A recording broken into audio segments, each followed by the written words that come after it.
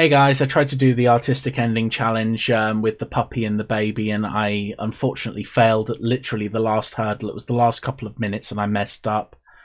All I can say is that I don't think I'm going to be trying again, but I'm going to be uploading this as well just so that you can see the horror that I went through.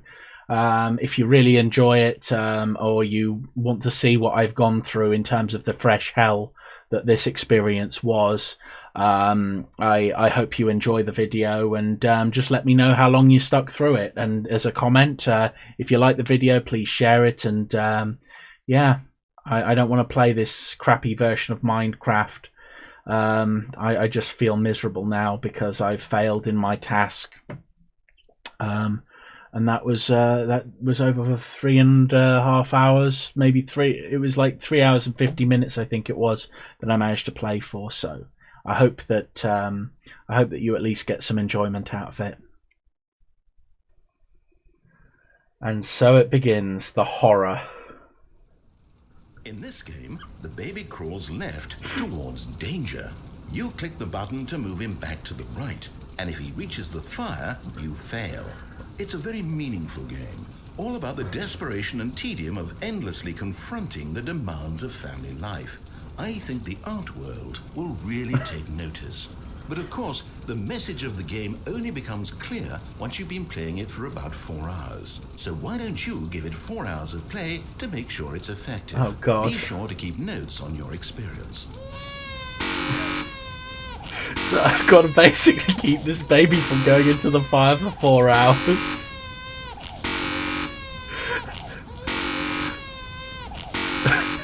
This is like psychological torture.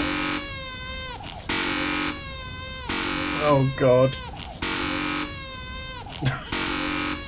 I don't know why they would do this for 4 hours, but I'm sure it's just to try and keep your brain, like, literally in a place where you can't cope with this nonsense. The question is how long can I do it for? Many questions came to Alex's mind at this point. Was it worth creating a video like this? Was it worth 4 hours of psychological torture and throwing a baby backwards again and again to stop it walking into the fire? It's such a cute baby, and it's such a hot fire. Oh dear. The question is if Alex was insane enough to actually record the damn video, would someone else be insane enough to watch it all the way through? Alex, hope not. Oh God. Oh, it makes little farting sounds. That's cute. You know, if you are a parent, you'd be surprised at how accurate this is. Oh my God, I'm already getting bored and it's probably only a few minutes into it. I should have put a clock or a timer or something here. But no, all I have is a baby, a button and a fire. Oh God, why? Why have you done this? You know, it just goes to prove that the person who designed this game is not only absolutely insane, but they're a danger to themselves and others. And also, anybody who goes through this absolute frickin' mental torture is the same.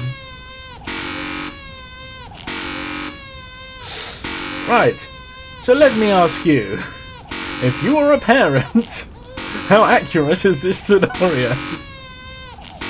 It depends on how many fires you have in your house. So what fire extinguisher should we use? I recommend powder fire extinguishers because they are very, very good at putting out fires. The only problem is they create a lot of mess. They deal with pretty much most different types of fires, so they're probably one of the best extinguishers you can get. However, the mess is absolutely gruesome. Oh my God, I can feel my brain beginning to melt. Why are you doing this to me? The narrator had disappeared. It was enjoying Alex's mild discomfort, and it felt like the baby was actually watching him. Was it true? Was the baby's eyes tracking into Alex and watching him? Or was it just his imagination?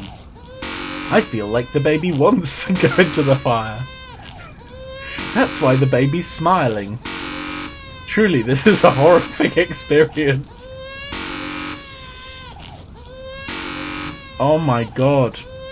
The worst thing is if the bloody game ends up giving me a situation where I can't record for that long. Oh, stop crying!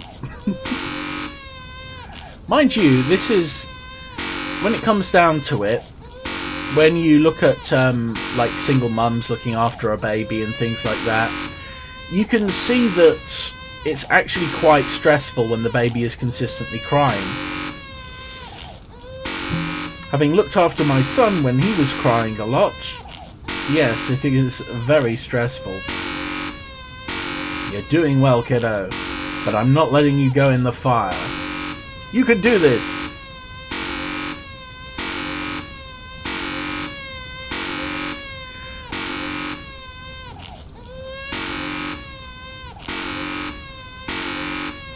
I know, think of this as dedication not only to the crappy YouTube channel that I have and the poor people who will actually sit through this nonsense. Though God knows why they'll do it. Are you prepared to sit through this? I'm also doing this for my son, so hopefully if he ever ends up watching this and thinking how stupid his father is, he will know the torment that I have gone through for him. But it's for all of you. Every person in the world who watches this game. Oh my god, the tedium.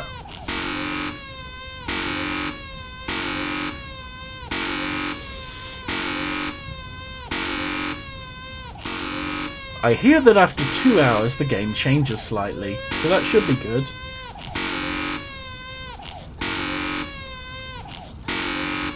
Alex thought back to the beginning when the narrator was telling him that it was a game about Stanley sitting in an office pushing buttons. Thankfully Alex was in his bedroom. He had started this around 3:50 in the morning, meaning that this entire wretched game would take him at least till 8 o'clock in the morning as the baby kept going relentlessly into the flames. Oh, the horror.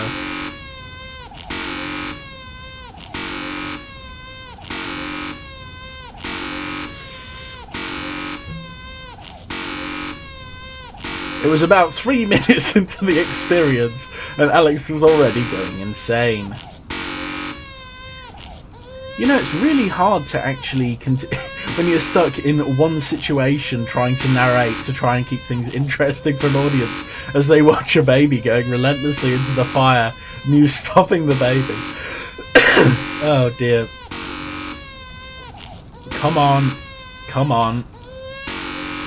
Keep it together, Alex.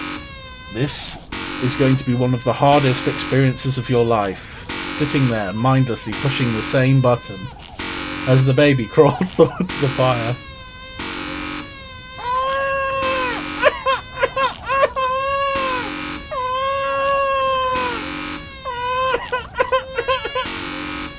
Okay, I'm bored of crying like a baby now. The worst part is that the button makes a horrible beeping sound whenever you push it. If only made a bleep or a bloop. Something to make the game slightly less horrible. But it's there to purposefully get to you.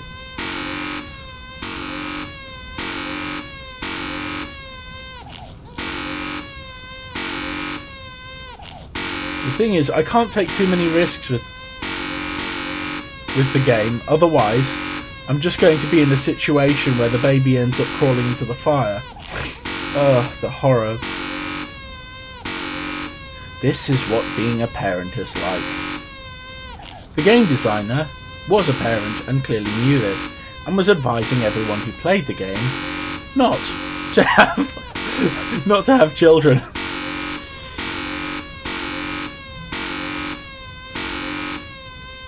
Here's a question. If you've played the Stanley Parable and have actually played through this, Did you still have a child afterwards? I can crouch and press the button. Ooh, it's perspective. Like that.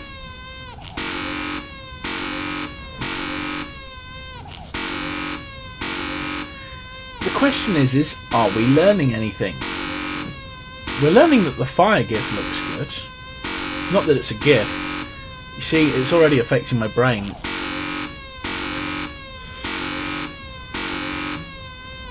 Oh my god, the horror.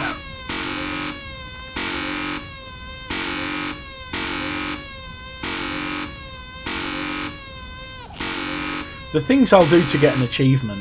Sadly, my video where I got the 430 achievement, which I really enjoyed actually, that was a great achievement to get. I couldn't get it again after that, so I wasn't allowed to replay the thing. And the video I got was so choppy it just couldn't be watched. And I'm really hoping that doesn't happen with this one, because otherwise I'm going to get absolutely batshit crazy. Oh my god. Baby, what you doing? Baby, what you doing? Why'd you going towards the fires?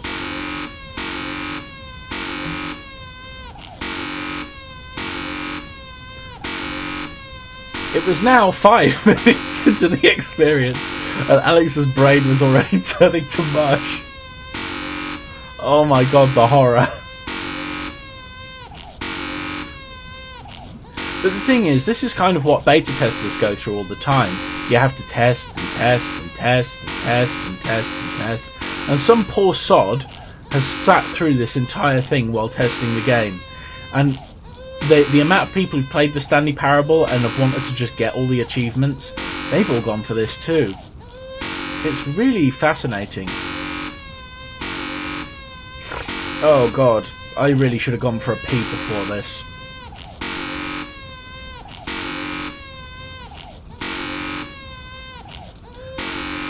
At least the baby kind of bounces, rather than just, you know, slides along. That would probably be even worse.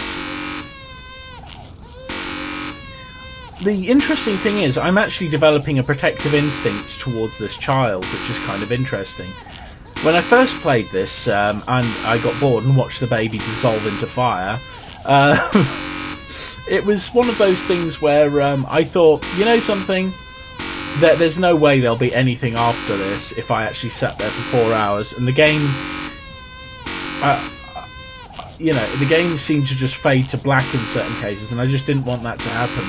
But now I'm incensed, and I want to actually fix the problem.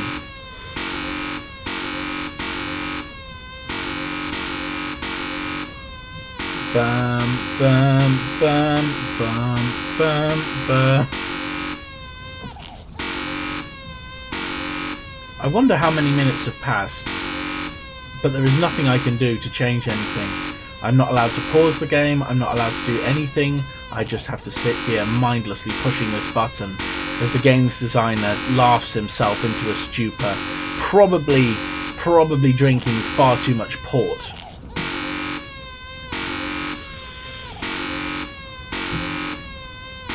So, what can I do to keep my people interested who have actually sat through this much horror? I don't know.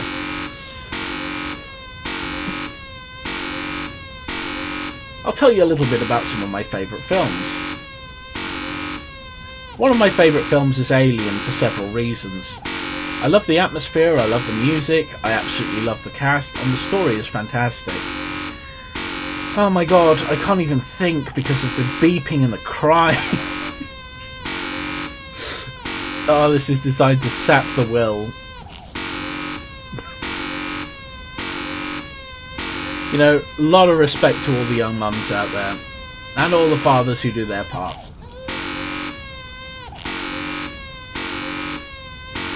I tried to do my part for 2.5 years. But the missus wouldn't stop hitting me, so it became apparent after the amount of sheer black bruises on my body that, you know, that was not a good relationship.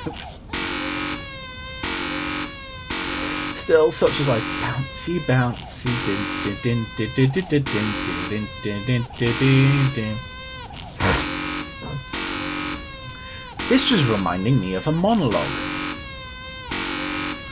Tomorrow and tomorrow and tomorrow creeps on this petty pace from day to day, to the last syllable of recorded time, and all our yesterdays have lighted fools the way to dusty death. Out, brief shadow, life... Brief candle, no! Life is but a passing shadow, a poor player who struts and frets his hour on the stage, then is heard no more. It's a sad tale told by an idiot, full of sound and fury, signifying nothing. Well, we screwed that one up, didn't we? We could try and make things a bit more jovial. What a to-do to die today, it's a minute or two to two. A thing distinctly hard to say, but a harder thing to do. It'll be two at two today, a rat-a-two at two. And the dragon will come when he hears the drum. It's a minute or two to two today, it's a minute or two to two.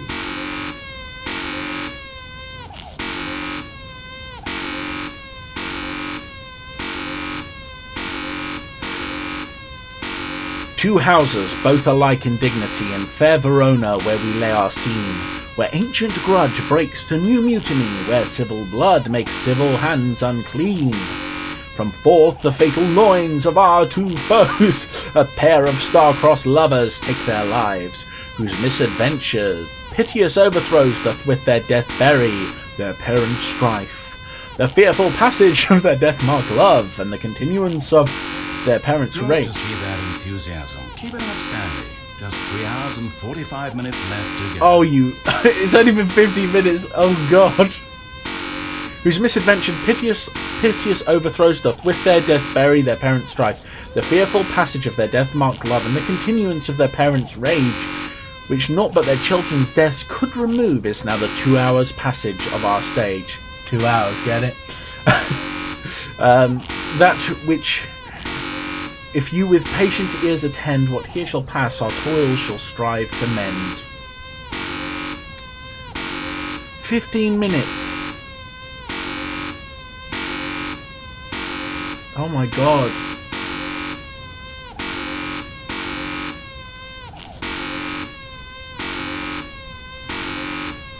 This is so horrible. But I hear things change at the 2 hour mark, making things slightly more interesting.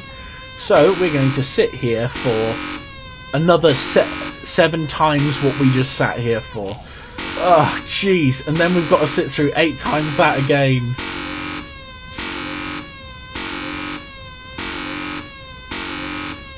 I'm your biggest fan, I'll follow you until you love me. Liberace. Did you know that Liberace is actually one of my favourite entertainers of all time? One of the things I really like about him is the way that he talks and communicates with other people. It's just so calming and friendly, and I really, really like it. And I've actually adapted that into my real life. So whenever I deal with anybody, I just try and do a calm, relaxing Liberace voice, where everything's nice and soothing. Unlike this experience that we're going through right now. So we've got to get to the half an hour mark, so we've got probably another 14 minutes to go. What can I say that's interesting? Right, here's something from my childhood. This is radish fish. Radish fish is one of 3 fish that I had. One was red, one was blue, and there was another one which was the smallest one, which was yellow. And radish fish is the only one that I've got left. Oh, we didn't hear a beat there. So I've kept radish fish for many years, along with several other things that I really, really like. So, in terms of like, oh my God, this is so hard. This is really, really bloody hard. Okay, so I've kept radish fish for all these years. This is such mental torture. And it's one of the few things that I really, really love. Right, so I have a cool flashing dice. This was given to me by my friend Zach Miller. He is absolutely fantastic, and he's one of the actors in my crappy films. I really like working with him, and I don't talk with him nearly enough, but he is probably one of my best friends that I've ever had. And in terms of acting, he is absolutely fantastic. He is one of the few people who's capable of actually exhibiting like a completely different level of emotion to what most normal actors go for. So I really like the way he kind of can put what his mind thinks about into a scene, and I don't get it with a lot of actors. A lot of actors, I just see people reading lines or people just trying to over emote, but with Zach, he's got something where he's actually really pulling from somewhere, and I think that that's really important. Oh, this is so horrifying. Right, another cool item from my past. So, this is my dad's blue cat. I absolutely love this cat to bits, and I hope nothing bad ever happens to it, because it is one of my absolute favourite things in the whole world. And oh god, nearly lost the baby there. Basically, I always used to ask him if I could have his blue cat, and he'd say, you can have it when I'm dead. And the week that he died, actually, and we didn't know that anything was wrong with him, he said, when I asked him if I could have the blue cat, he said, yeah, why not just take it? So I should have known something was wrong, but that's just life. Okay, what else can I show you which is cool? Right. This is my bronze judo certificate from the Colchester Judo Championship 1995. I was too young to actually get a medal, but basically I've been doing judo for about half a year at that point, and it was I was put against people, and I kind of beat everybody in my brackets, and they kept moving me up brackets until I was fighting against teenagers, and basically they were really tough. I went up against this green belt. I mean, I would have probably enjoyed being smothered to death by those boobies when as an adult, as long as she's an adult as well. Need to make that very clear. But as a child, it was like going up against Super Saiyan Broly, because she was so much stronger and bigger than I was, and that absolutely decked the hell out of me. But they gave me the medal, and it's one of the only medals that I've actually kept sacred to me. Oh my god, why have you done this to me, game designer? This is so horrifying.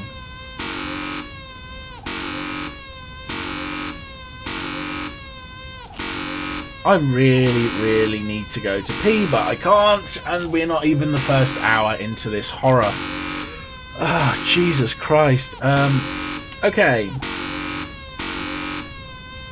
Right, so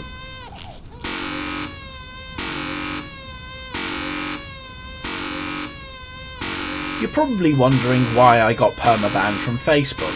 Well, I would like to know that myself, because the staff haven't told me. They claim that it was because I breached copyright. Yet I received no copyright notifications from any businesses. They also claimed that another reason I could have done it is I was breaking the law. However, I broke no laws. So it's very interesting. What I did do, however, was share the results of my medical treatment with one of my friends on Facebook, and immediately I was taken offline about an hour later. And they basically put up, my friend had sent me a message saying, how come the Facebook's marked down your picture of you as a scam? And I was like, well, I don't know why it's done that, but they took me offline for that. So as far as Facebook is concerned, at least in my opinion, it doesn't care whether or not I actually live or die as a person, based upon the results of what happened to me and what I was forced into. So the fact of the matter is, I ended up in a situation where I basically lost I lost 4 clients, which is £2,700 worth of income per month, which is quite considerable. And that's all through digital marketing, so I definitely won't be using Facebook in the future. Now, one of the things I noticed was I had to work hard in order to keep my final remaining client. So I went back through all of their analytics and found that they were actually getting more views and more, they were getting more seen and more click-throughs coming in through LinkedIn, other than the thousands of pounds that I'd spent into creating area marketing groups, such as, for example, the marketing group that I basically created these news pages, and what the news pages did was they syndicated news from different areas of the web. So I had a local one and I had one for the United Kingdom, and they both had a lot of followers. So basically I would put up news articles, law news articles on those pages, and occasionally get a few click-throughs, so it was kind of worth it. But what I noticed was that LinkedIn was getting like between sometimes 10 and 15 times per month the amount of visitors through from Facebook. So all I did was I basically linked up my LinkedIn account so that I can get more LinkedIn visitors. And screw Facebook, because it doesn't matter how much money you put into Facebook, your page reach is absolutely knackered. They've destroyed groups. This is therapeutic. And they've basically made it so that they can actually add random admins that you don't even know to your groups, which basically means that it allows the group to become infested with bots. Now, there's a large number of bots on Facebook, and Facebook could actually deal with this pretty easily. Oh, this is helping me deal with the baby situation. Oh, stop crying! Okay, I've got to stay sane. Okay, so because of the huge amount of bots on Facebook, we end up in a situation where you have to prune the groups regularly and consistently work with them. And if you've got a group like I had, some of which reached up to 16,000 and beyond people who were going on those groups and selling and buying things and doing God knows what, that's a lot of moderation that you can do, and it's very hard to trust random moderators that just get added to these groups. So Facebook basically makes it very, very hard for you to run a business.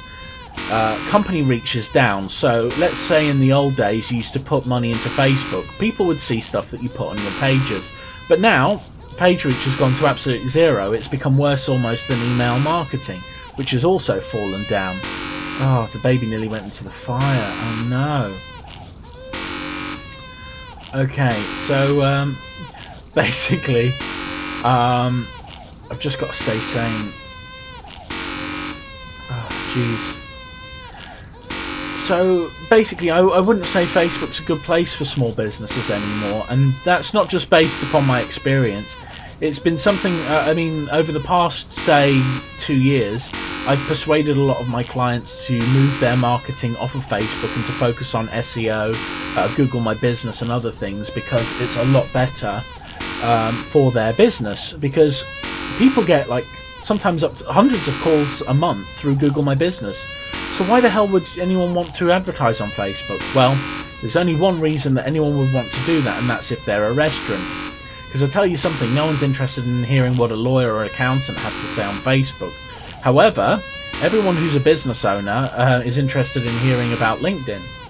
So when it comes down to it, if you look, for example, at restaurant marketing, that's different because you're selling visually. Oh God, I need to drink. So, oh, stop it, baby. So if you're selling visually, it's a little bit easier because then people get hungry and they feel like coming in. If you're a restaurant, you put up your posts between 3:30 and 4:30 every day, you're going to get people coming in for food. It's a great, for one post you're making money, which is great, and it's good for your business. At least if you've got like a local following of around 1,000 followers and you do good pictures. Providing good food is really the key element of restaurant marketing, because as long as you're not feeding people out-of-date chicken or all of this other stuff, you're doing all right.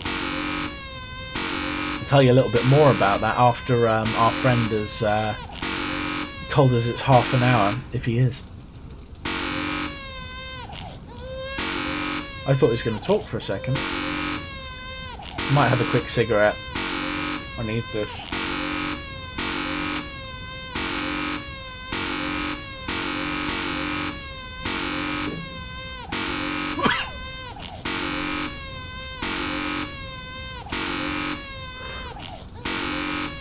Oh my god. Baby, what you doing? Baby, what you doing? Why you going into the fire? Don't you know that you can't jump higher? Why you want a piece of wire? Well, it's not really a wire, but who cares? I guess I am a bloomin' liar.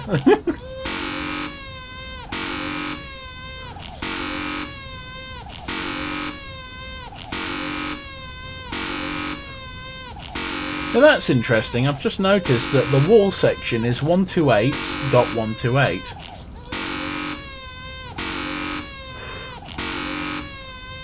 Oh my god. This is really hard. So if one wall section, which is the grey section, is 128, why is the other wall section 128?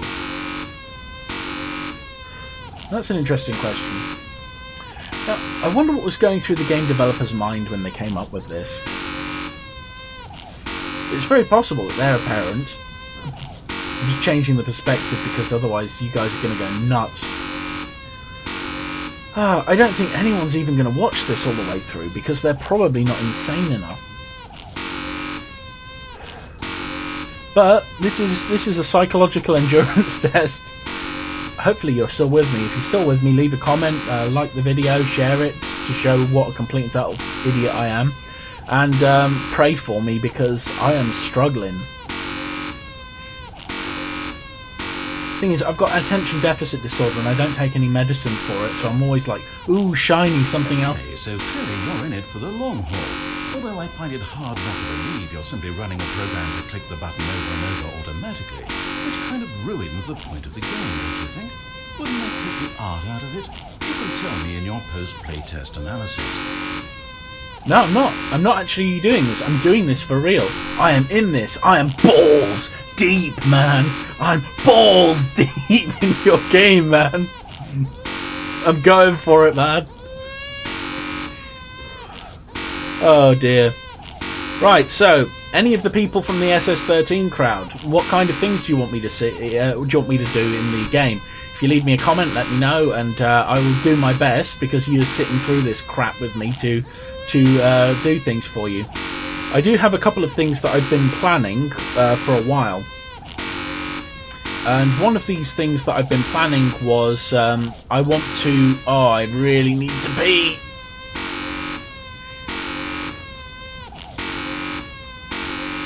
This is really, really harsh. Yeah, so one of the things I've been planning was to do a couple more videos for people who want to learn new jobs, like the nanotrades and recruitment ads.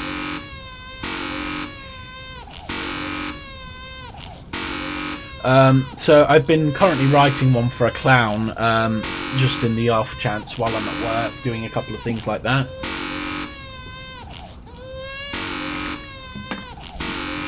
I wonder if there are people who design clicker programs to do this. But I'm doing it organically, man. Because organic traffic's the best, man. By the way, don't start smoking, it's not good for you.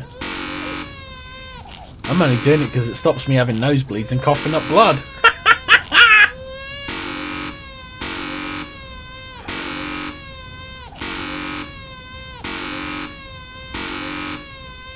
Oh, this is torture.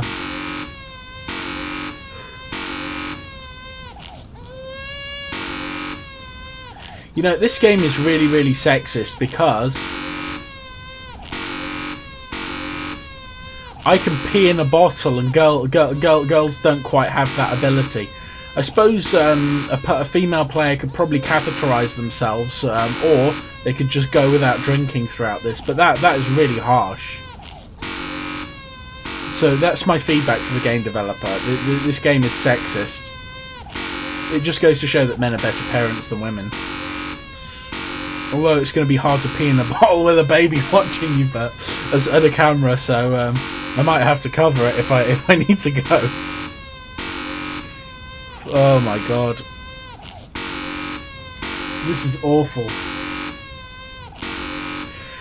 Do you know why I'm actually trying this? It's because of Mr. Beast.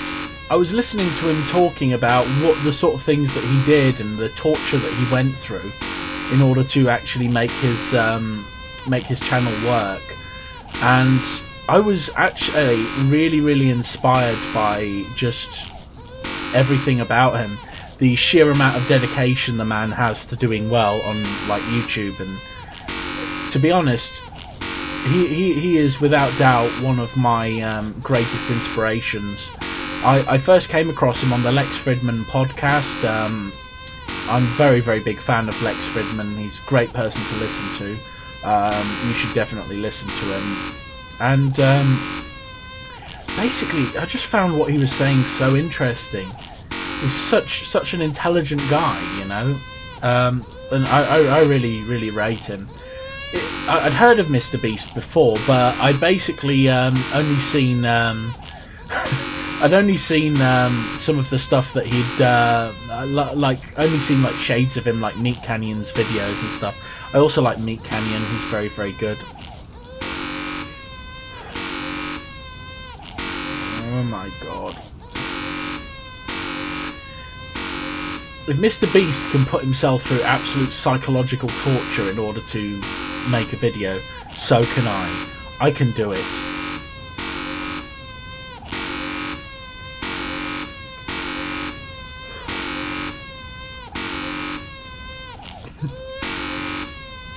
Oh, why are you sitting through this with me?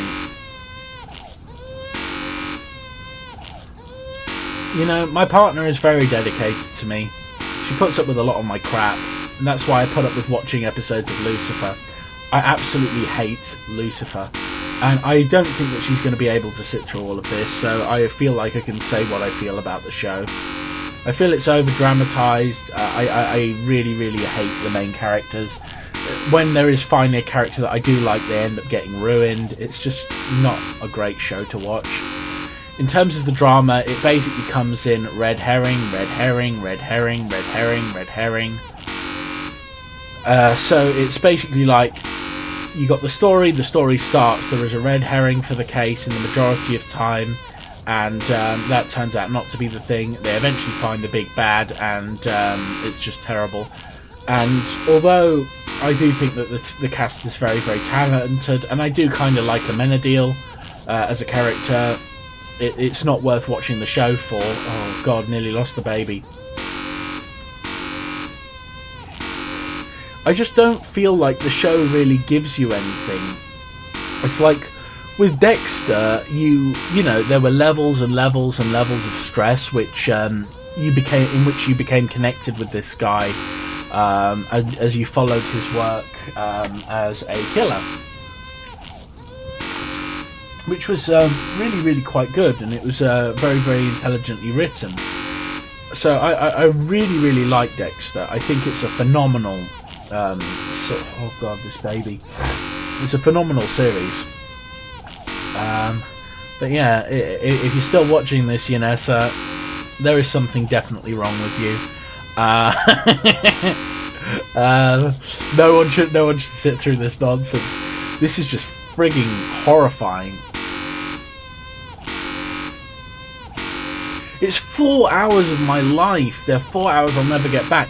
When I am on my deathbed, I will probably be thinking of this and thinking, why did I do this? Why did I sit through this nonsense?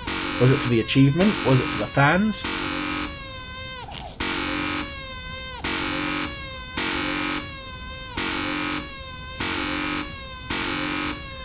Oh, the horror. You having fun yet, kiddo? Almost like the baby is mocking me. You know, I think this is there's a good case for manacling a baby down so it stops going into the fire.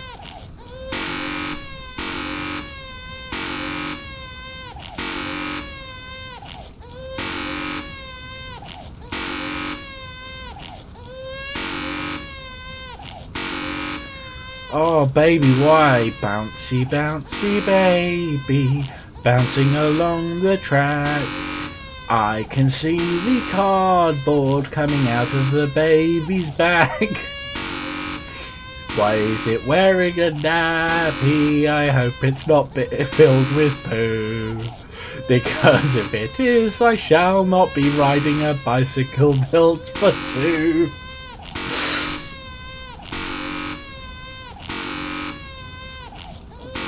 Help me, Dave. I'm stuck. I'm afraid. Why is this going on? What is going on? Why am I doing this? Okay, another cool thing. I found out that George C. Cockcroft, or Luke Reinhardt, had died.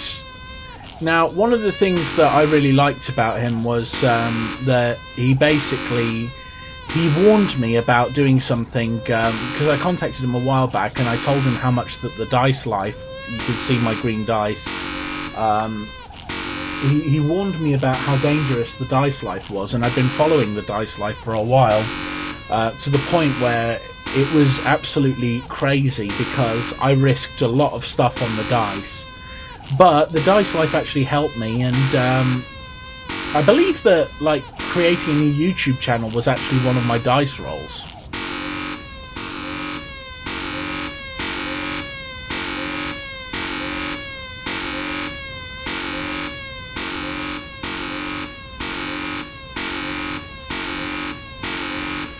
Oh my god.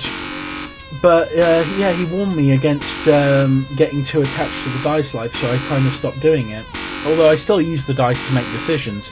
What you do is you get a piece of paper, you write down 6 decisions. 3 of those decisions, or 2 of those decisions, are decisions that you want to do, and then you do decisions that you don't want to do. I didn't decide to do this based on the dice roll, I decided to do this because I'm mentally ill. But, you know, such is life.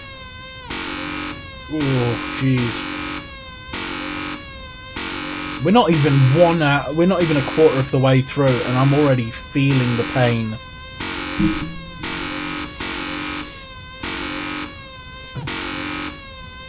The question is why would a person sit here for 4 hours and push a button? Well, that's what we do in video games all the time. Maybe this is artistic. Maybe it's some form of philosophy. Maybe it's a test of mental endurance. If I manage to pass the test, I know I'm going to get rewarded at the end, but it's still a hard experience to actually go through. Because it's to decide whether or not somebody is actually bored.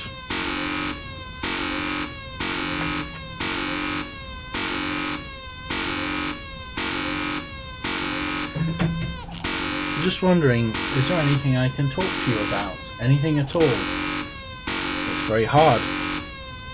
I am really starting to flag.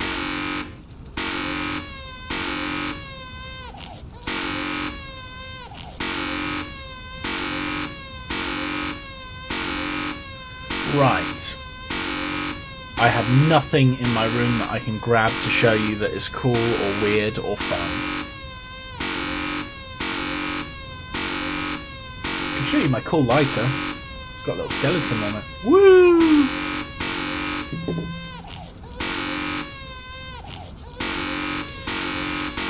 Oh my god. We must be getting to that point again.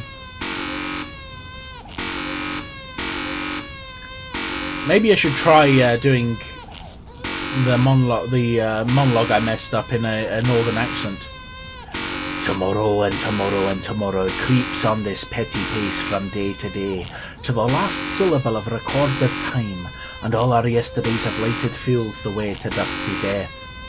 Out brief candle. Life is but a passing shadow, a poor player who struts and frets his all on the stage and is heard no more. It's a sad tale told by an idiot, full of sound and fury, signifying nothing. That was a little better, wasn't it? Right, let's see if we can do some tongue twisters. She sells seashells on the seashore. The shells that she sells are seashells, I'm sure. She sells seashells on the seashore. The shells that she sells are seashells, I'm sure. She sells seashells on the seashore. The shell... Oh, damn it. Can't do it more than 3 times while speeding up. Peter Piper picked a peck of pickled peppers. A peck of pickled peppers Peter Piper picked. If Peter Piper picked a peck of pickled peppers, where's the peck of pickled peppers Peter Piper picked? Peter Piper picked a peck of pickled peppers. A peck of pickled peppers Peter Piper picked. If Peter Piper picked a peck of pickled peppers, where's the peck of pickled peppers Peter Piper picked? Peter Piper picked a peck of pickled peppers. A peck of pickled peppers Peter Piper picked. If Peter Piper picked a peck of pickled peppers, where's the peck of pickled peppers Peter Piper picked? Oh, that's hard. Noisy noise, a noise, an oyster. Noisy noise, a noise, an oyster. Noisy noise, a noise, an oyster. That's not too hard, actually.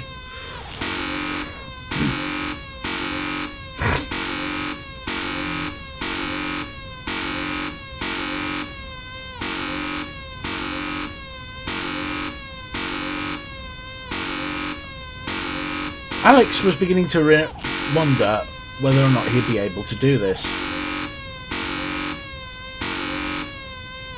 He missed the narrator's voice and wished that he would be more supportive.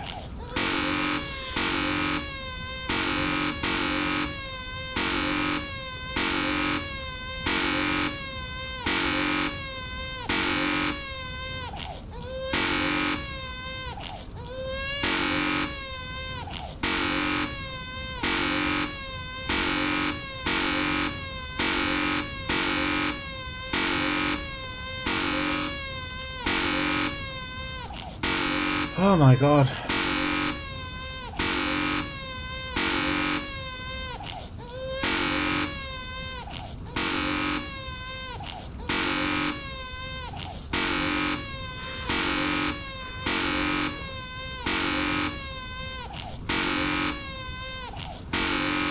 Has anyone else here played through StarCraft 2? I really like the story. I really like Tychus. He was one of my favourite characters. I think for the next couple of months when I was gaming with people, I'd always put on his voice and call everyone else Jimmy. Oh, hey, Jimmy. Everything's gonna be okay. I've got the baby, Jimmy. Everything's fine. As you can tell, I can't do Tychus's voice. I think this is a little bit better. but you can probably tell how annoying it was for everyone.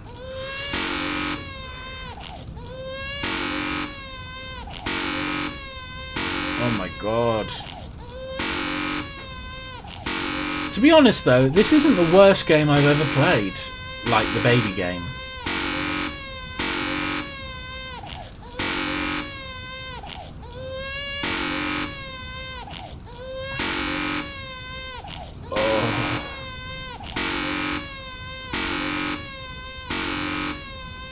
Baby, what you doing? Crawling towards the fire. Baby, what you doing? Burn, baby, burn. No, I mustn't think like that. That's going to damage me. I fell into a burning ring of... Watch the baby! Going down, down, down as the flames rose higher. Going down, down, down the ring of fire.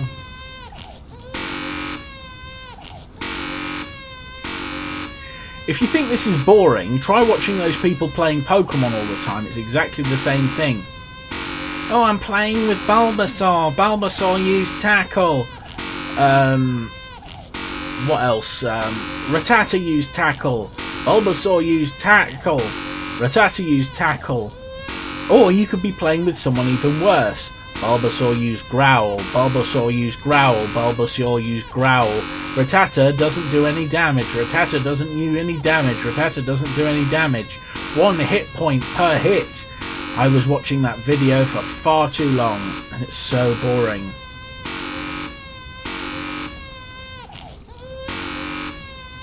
Oh dear. Maybe for Swatch Ears. Oh, that's even worse. I can hear the baby. Oh.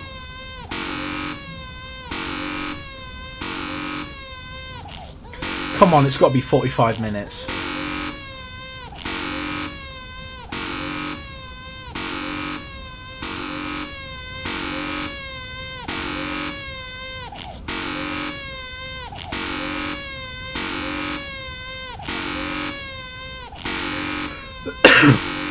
Why would anyone do this to a baby? Thing is, if I let the baby go into the fire, I'm heartless. No, I must show my dedication to the creators of the Stanley Parable. None of whom will watch this video, but all of them know the pain that I'm going through right now.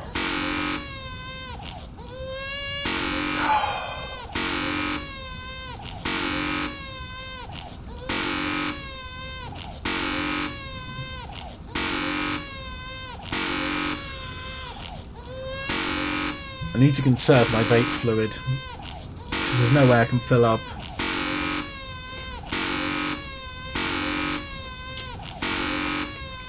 Oh, here's something I can show you. This is my learner driver license. Yeah, I had hair once. Lots of it. I was very proud of my hair. I like the little flicks that came out the back. But now it's all gone. I can still do the flick thing, but I end up looking a little bit like Shakespeare.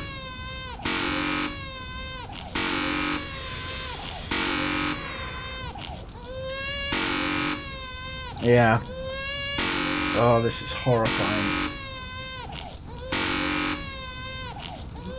How many times a minute do I do this for the baby?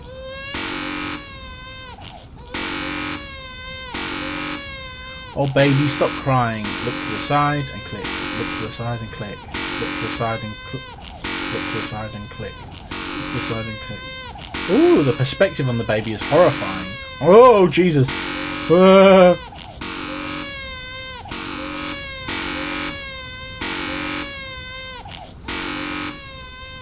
It feels like the baby is mocking me, man.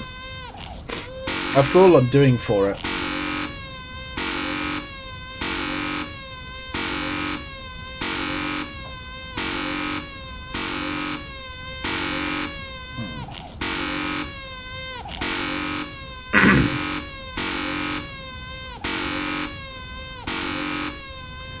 Whoa, the ceiling is big.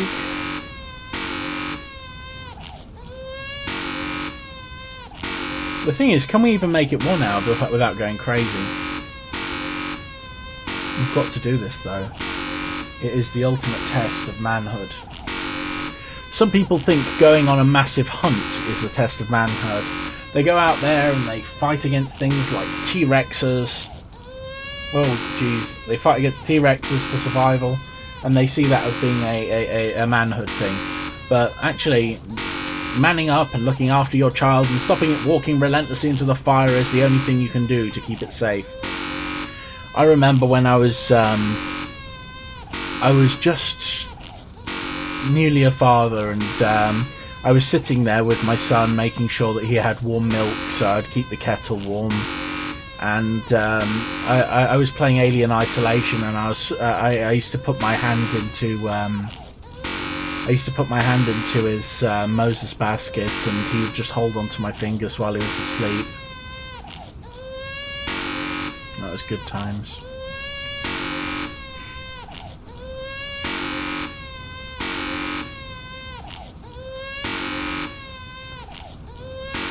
And now I'm trying to prevent someone else's baby from going into the fire. Well, this reminds me of looking after the... I've had several partners who've had children, and this reminds me of that. Did you let the baby go in the fire, Alex? No, Jess, I didn't let the baby crawl into the fire. But you taught her to crawl in the first place. Well, yeah. But I didn't set the fire up, honest. Oh my god. Come on, 45 minutes. Give me 45. Oh, the time. This is supreme mental endurance that you have to go through this.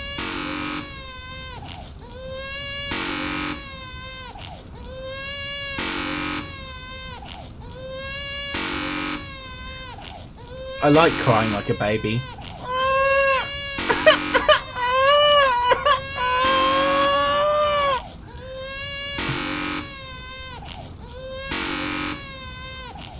Oh my god, the pain.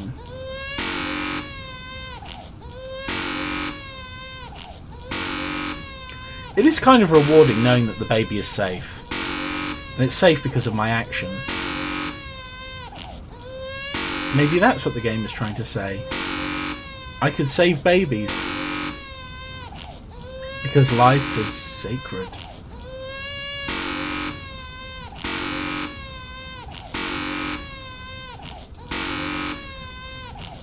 Can I do it if I cross my eyes?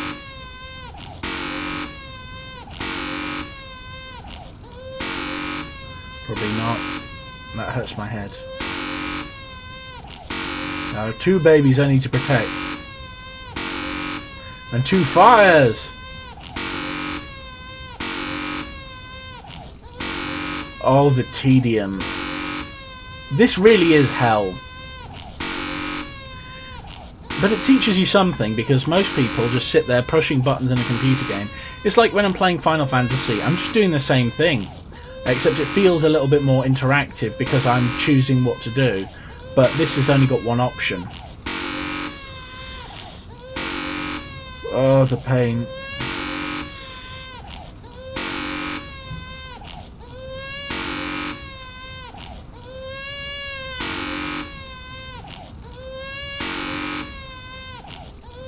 I think his diaper needs to be changed.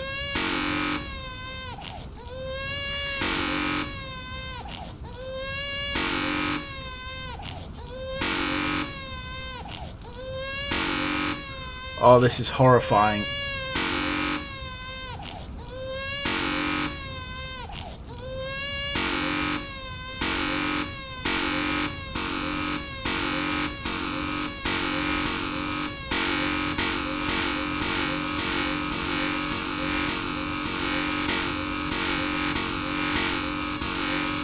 Ah, that felt good. That's it. I'm changing my perspective. Big baby, little baby, big baby, big baby. Nobody puts baby in the fire!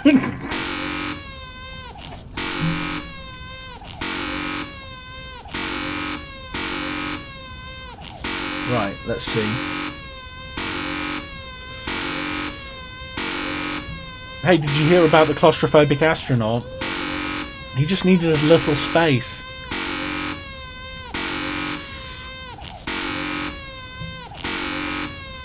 What's an astronaut's favourite key on the keyboard? The space bar.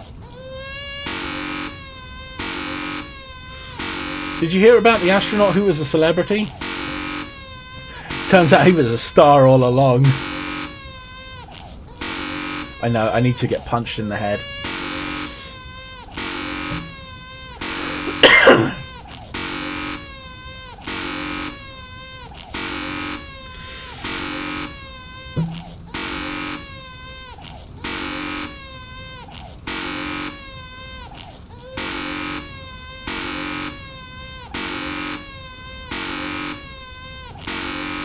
Right, let's try and think of a good joke.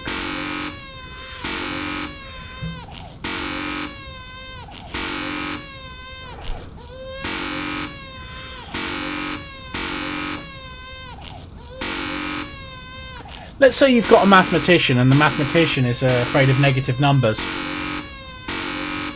How do you make it so he can't work well? You put him in the Arctic, because he's below 0.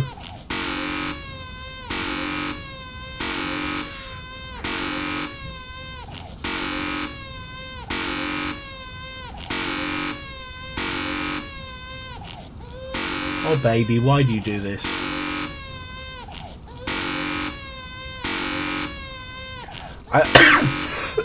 I hope the reward will be worth it for this, because this is horrifying.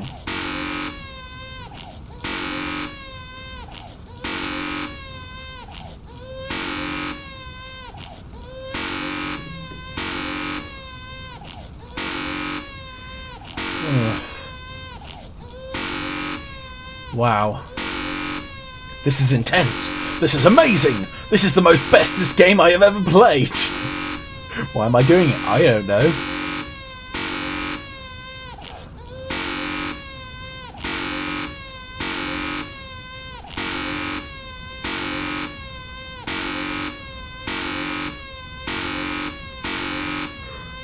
I know what.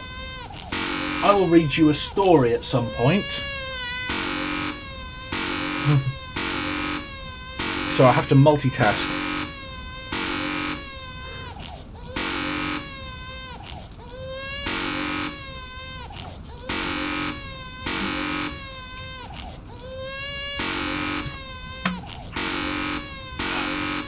The fire makes you want to drink. When you drink, you want to pee. When you want to pee, you end up in a situation where the baby may die if you go for a pee. It's beautiful. Perfect challenge.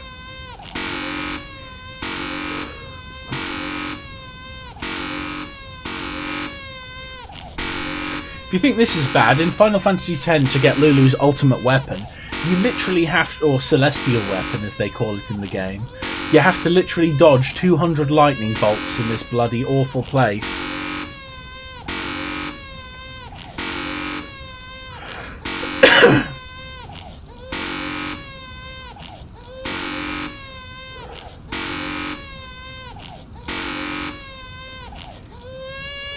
Oh my god, this is horrible. Let's see, do we have any good stories that I can read you? We've got some Ray Bradbury's, they got some good short stories.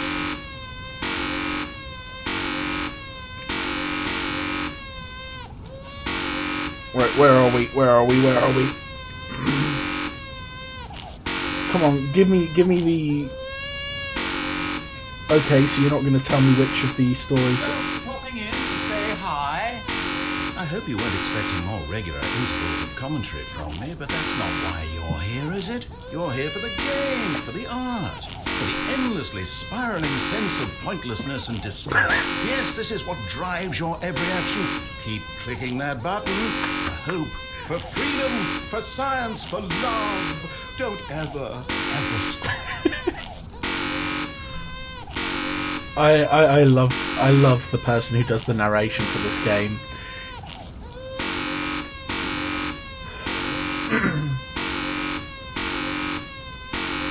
Right. I'm just trying to find a good Ray Bradbury, and then I'll start reading to you. I need to finish my cigarette. I'm multitasking a lot at the moment, which is I'm quite proud of. Did you know that a lot of the time multitasking is not really a thing, it's actually split tasking? So for example, if I'm doing this and reading the book at the same time, that's multitasking. So that's multitasking, right? But split tasking is where I put the cigarette down, I deal with the baby, and then I read the book. So a lot of people, when they are doing multitasking, they think that they're actually multitasking, but they're actually split tasking. So it's actually dividing their attention. So when it comes down to work, it's much better to focus on specific tasks. Even if you believe that you can multitask, you end up crippling your ability to do your job. I learnt that in time management. By the way, if you go to chamwarus.com/CV, just the letters CV, you can see all of the pointless qualifications that I've managed to pick up. I love doing studying. At the moment, I'm currently doing a course on counselling. It's a level 7 diploma, which is really good. Oh, this is a fresh hell. I really need to pee. If I do have to pee, I apologise. I will cover the camera so that you don't have to watch. That'll be even though you're not watching, it'll be the baby watching, which is disturbing.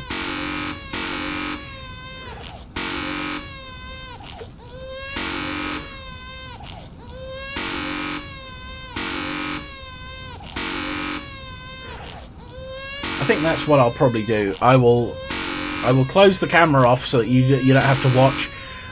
Answer the call of nature, thank God for you, nature. And I will read you a story.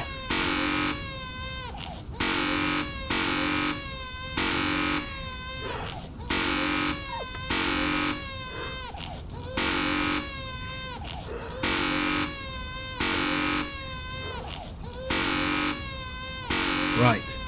Now to find a Coca-Cola bottle. This is dedication, my friends. Right. So, I've got to find a Coke bottle. Got to open the Coke bottle up. I don't know why you're still watching. I'm clearly a disgusting freak of nature. Right. So now I've got to figure out how I'm gonna pee in the bottle while pressing the button.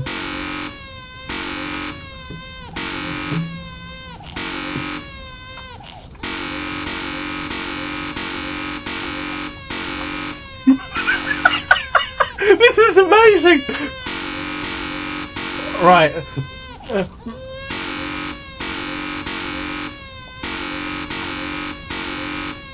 I know if I put my foot on the mouse, I can control. No, that's dangerous. Right, how long does my mouse stretch for? So if I put my mouse in the right place, oh god, no, the mouse is going around the back of the computer, so I've got to unplug my vape charge thing. This game tests you like it is like one of the greatest tests that has ever been devised, and it's been perfectly designed. It's been perfectly designed to destroy any normal human being. Right, so if I put the mouse on the floor, I can control that with my foot like a pedal. Okay, this is a bit better.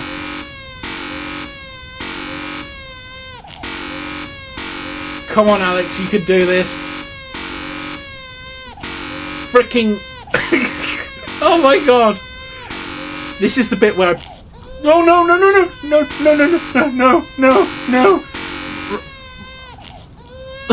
Oh god, the horror!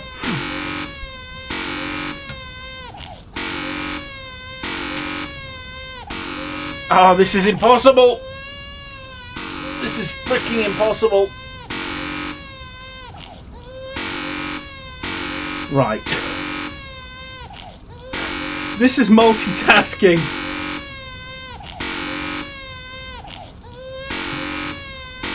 Come on. I can do this. I can do this.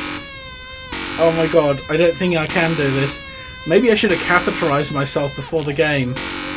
But that would have just been gross.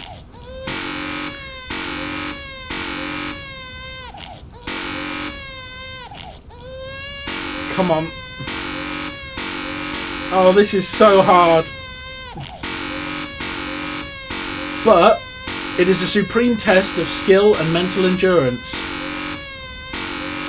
We may not get another opportunity like this. Oh my god, the pain! This is so disgusting, and I know it's gross. But at least I've covered the bloody thing. Why are you still watching this anyway? What is wrong with you? I've already shown you the ending, possibly. Come on. I can do this. I can do this.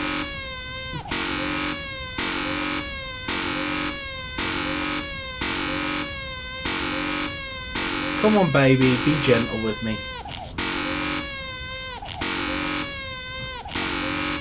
Right.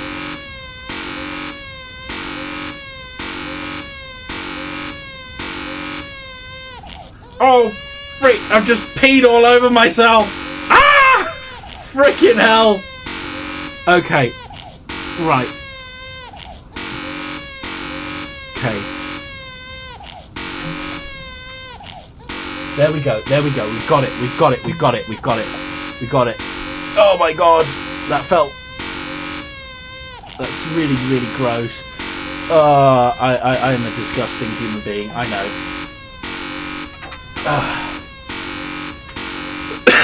Right. But that is dedication to your craft. Sometimes you have to pee in a bottle. Thankfully, I still have Coke, so I don't have to drink my pee. So, you know, you're not going to have to put up with that. Maybe I'd do it for the YouTube things. You want to see me... You want to see me neck a bottle of you want to see me neck a bottle of 1.25 litres of pee? I don't think so. I don't think I'd do it for the views. Sod that.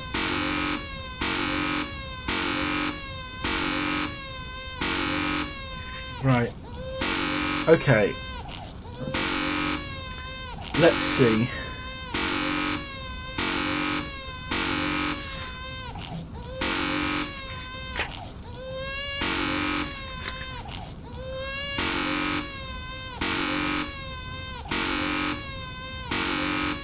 Right. So none of these ones in this one are particularly good. That's the Martian Chronicles. I love the name, but unfortunately, it's not one of my favourite books. I've got the Golden Apples of the Sun. Let's see what...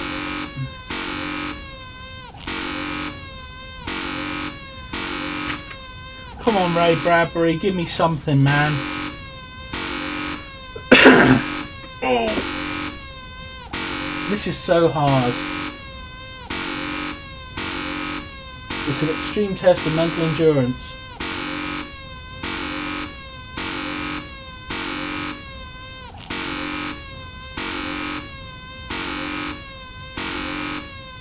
Right. I've just got to look through all of my books. I wish I hadn't blocked them up with cameras and everything, but such is life.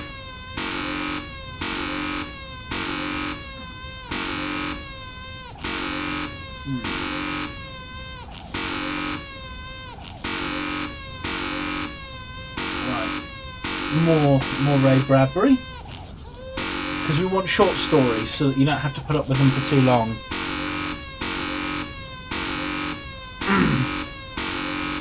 The Small Assassin. Let's see if there's anything good in this one. I'm actually just trying to find one of my favourite stories for you.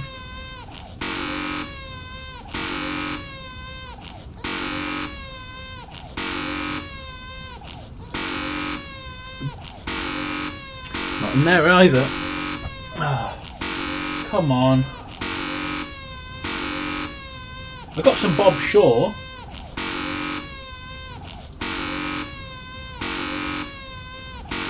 Oh dear. Maybe I've lent it out. Right, let's see. Oh, come on. Bob Shaw is a good writer.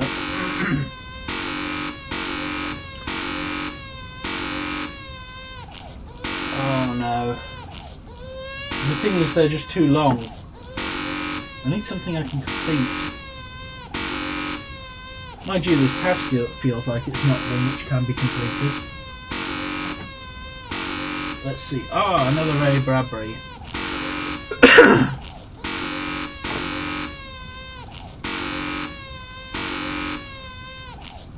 Where are we?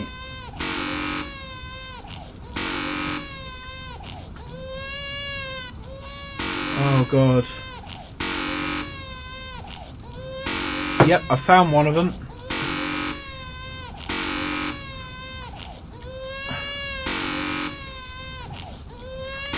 I'll wait until he does the next voice because I've been faffing around for like 12-13 minutes.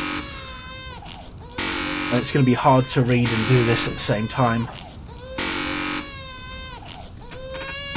Oh.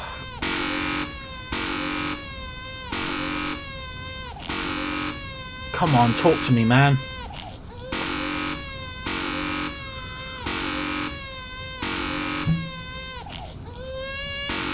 It takes me about 10 minutes to smoke a cigarette, but I'm not going through an entire packet of cigarettes to just get myself through however long it would be. Plus that'd be very boring. Even though this experience is mind-numbingly boring, anyone who sits through this all the way, please tell me that you've done that.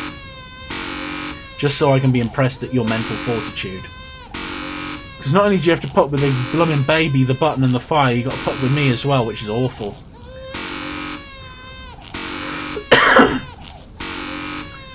I also don't know whether or not I'll be able to pee after the second one, because the new button might not be next to this one. I have a feeling that it'll be somewhere else in the room and that I'm going to have to run back and forward between them. So I've got no idea where it's going to even appear. But I know that there's another challenge that it's going to throw me at about 2 hours.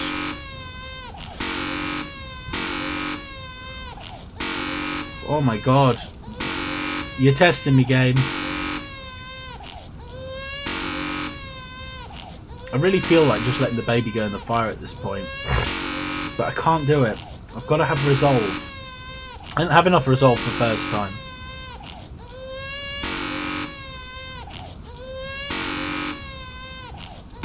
Come on, voice, give me an hour. Make me feel less crap about my miserable, worthless existence. I've got to the point where I'm actually going to be reading another writer's work just to get through, you know, this entire thing, and hopefully keep people entertained. At this point, people wondered, why do we watch people play video games? Is it to watch what we're seeing or to see the art?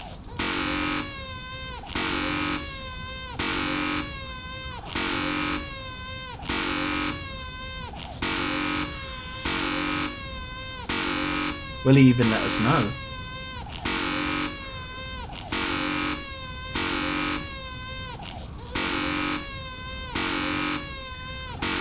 Come on, Alex.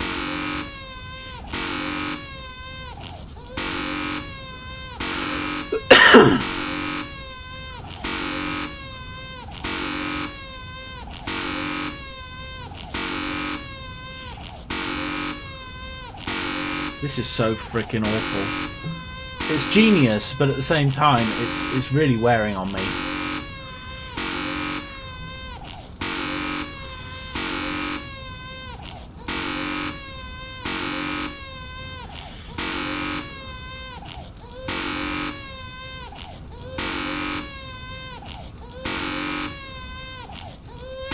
Thing is, I won't be able to even read if I've got too much to do in the next round.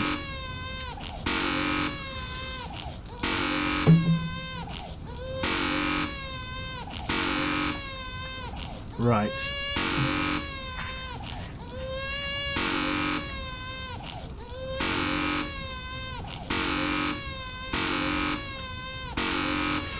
Oh god, the pain. This is what marriage life is going to be like. I'm pretty sure of it.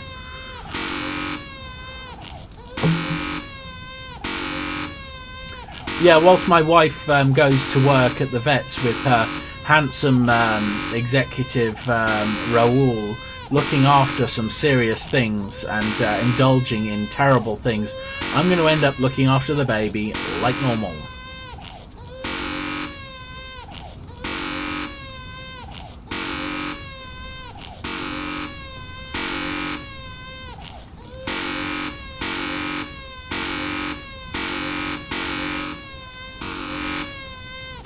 There's no escape. The only escape is to let the baby go in the fire. And I think that the narrator at this point wants us to let the baby go in the fire, but we're not going to. We're stronger than that, aren't we?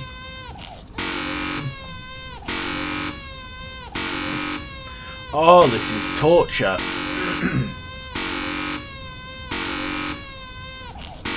This is so much torture. Why would you make someone sit through 4 hours of this?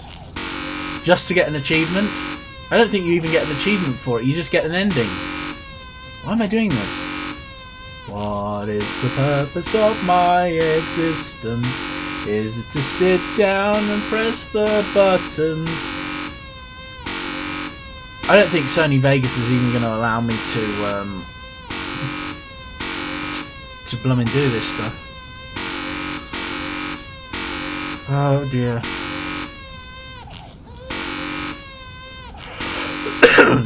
Well, if you started this early in the evening, I know I stand in line until you think you have the time to spend an evening with me. And if we go someplace to dance, I know that there's a chance you won't be leaving with me. And afterwards we'll go into a quiet little place and have a drink or two. And then I'll go and spoil it all by saying something stupid like, I'll let the baby go in the fire.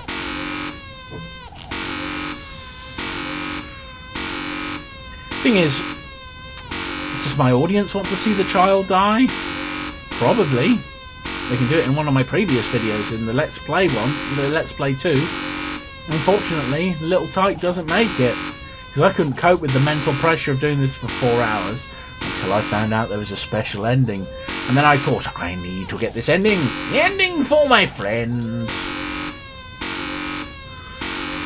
Oh God, the pain, the pain, the pain, the pain. Put your right hand in the box. What's in the box? Pain. You feeling itching? The itching becomes a burning.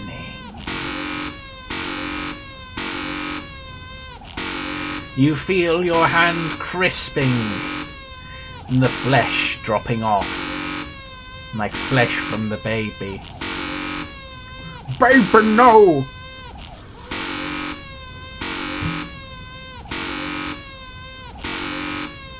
Why are you still here? What is your purpose? I'm sitting here, at least I'm clicking a button, you're just watching. Or maybe you're listening to my voice in the background as you try and play a computer game, hearing the screaming of the baby and hoping, just hoping, that I won't let it walk into the fire of doom! Poor baby. The baby didn't ask to be part of this horrible torture.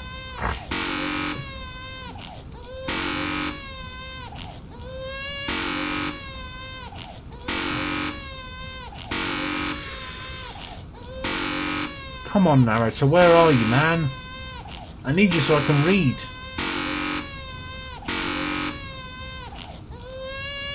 Anything to keep my audience entertained. What would keep you entertained? Let me know in the comments. I will try and get back to everyone who has sat through the video this far. Just say, I sat through the video this far, and I will respond and say, geez, what is wrong with you? No, I'll try and give a good response. If you want to see a certain type of video from me, let me know. Just don't ask me to drink a whole bottle of pee. I don't think I'd do that. I don't think I'd drink a cup full of pee, or even a thimble.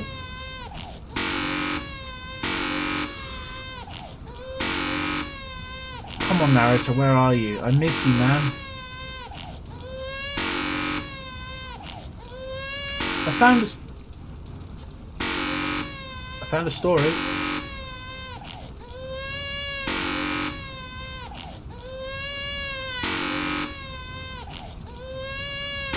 Oh, the pain.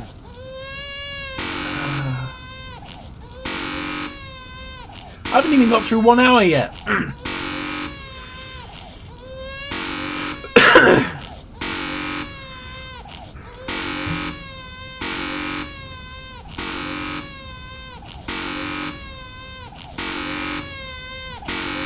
I mean, this takes dedication.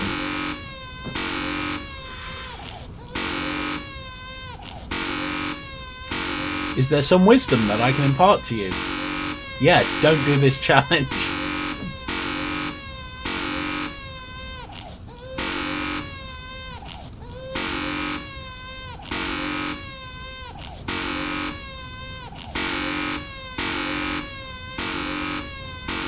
Oh dear. I wonder if I can figure out an estimation of the time that it has taken. That might help me.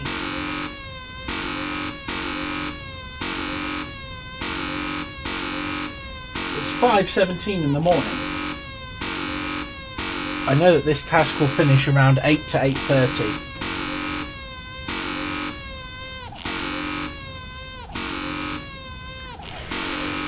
3 more hours of this nonsense. Oh my god. What are they doing? I haven't even got through the 2 hours of baby.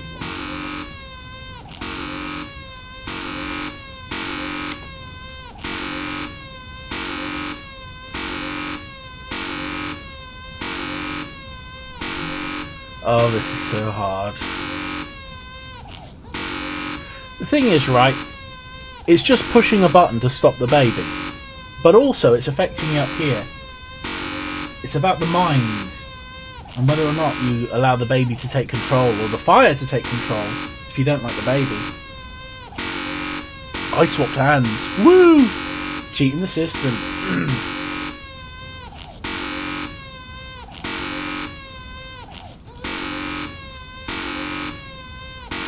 Right.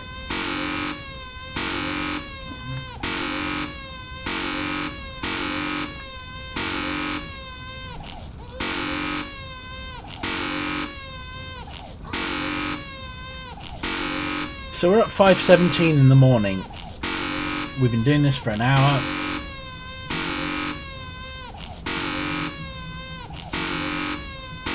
This is severe mental torture.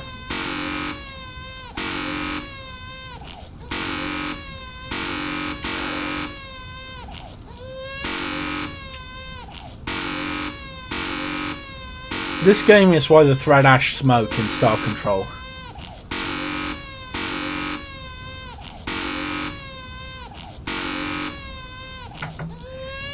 I love the thread ash. What's this?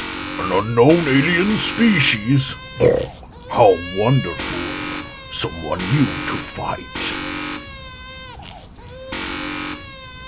I love the thread ash. They're such a fun species. Boom, boom, boom, boom. Boom, bow, bow, bow, bow. Dow, dow, dow.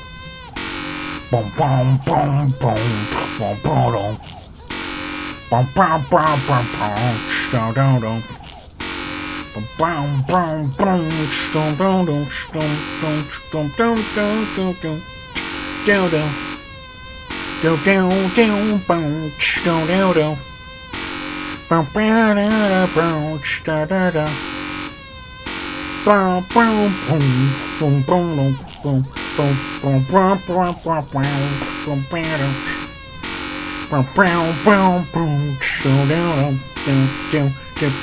bum bum. What a great theme. Whoever did the Thread Ash theme, probably one of the best composers of all time, man. What composers do I like? Love Alexander Brandon. You know, a lot of my music comes from just one part of Alexander Brandon's work, which is Laboratory. And there's this beautiful thing which is...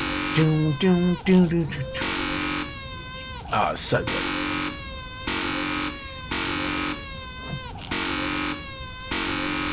What else? What other composers do I like? Jerry Goldsmith's pretty good. James Horner. I absolutely love James Horner's music. It's massive amounts of plagiarism, but you know, it's just such good music. His music is fantastic. A large amount of people like Hans Zimmer, but his music's really, really bad, and just it's like too powerful. And it's just like I've seen several films. I think Interstellar was one of them, where the music just decimates the audience, and they can barely hear what's being said on screen. I mean, that's kind of bad editing as well, but you should be no stranger to that on my channel. I mean, it's got to the point where I'm so worn out from editing that I'm making Let's Play videos, and videos like this where I stop a baby going into the fire for 4 hours, man. 4 freaking hours of my life that I'll never see again. 4 hours. Oh yeah.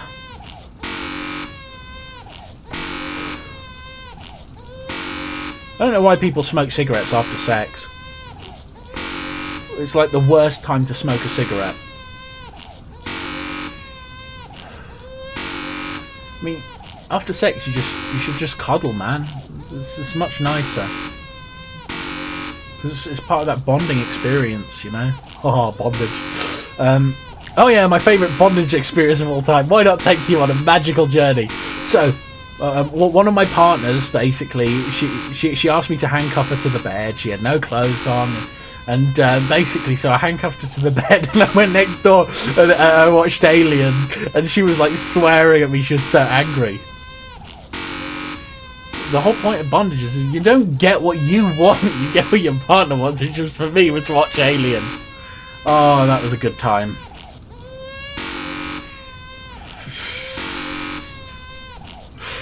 Oh man, good times.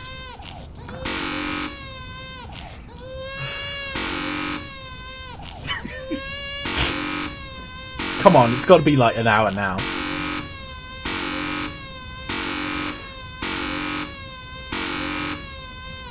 Right.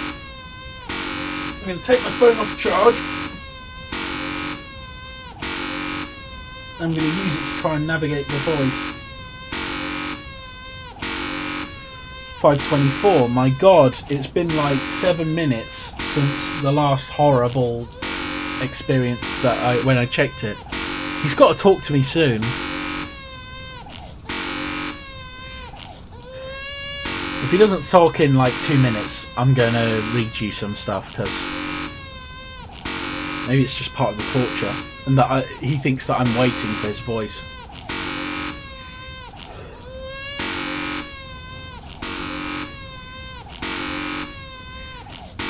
Oh, this is so hard. I can't drink too much. Just enough to get me through.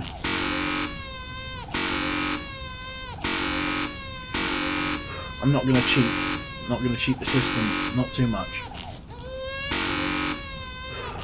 Come on, baby. Just stay still, or go slower, or make my life easier, man.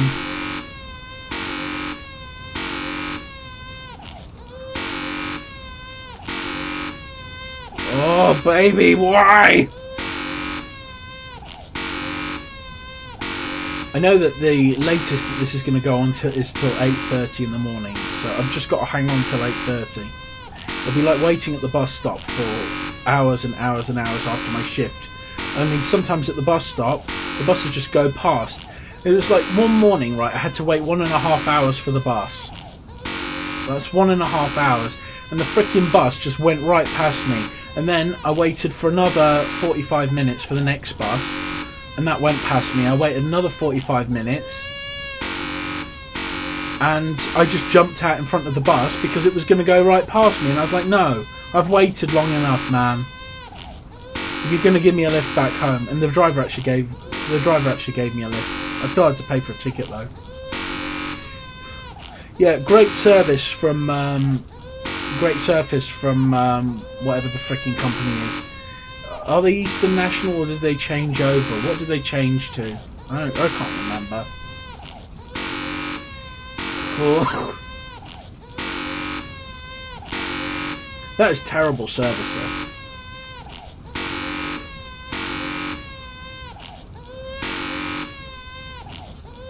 Oh yeah, I can tell you another story, right? Okay, so I'm friends with a local shop owner, and it's like I go in there normally, get loads of stuff, and I like the fact that they sell all of the really cheap bacon and stuff. You know, the cheap Euro food that you can't get in the supermarkets. It gives those small shops an edge, but they also do some great drinks as well. Man, I love drinks.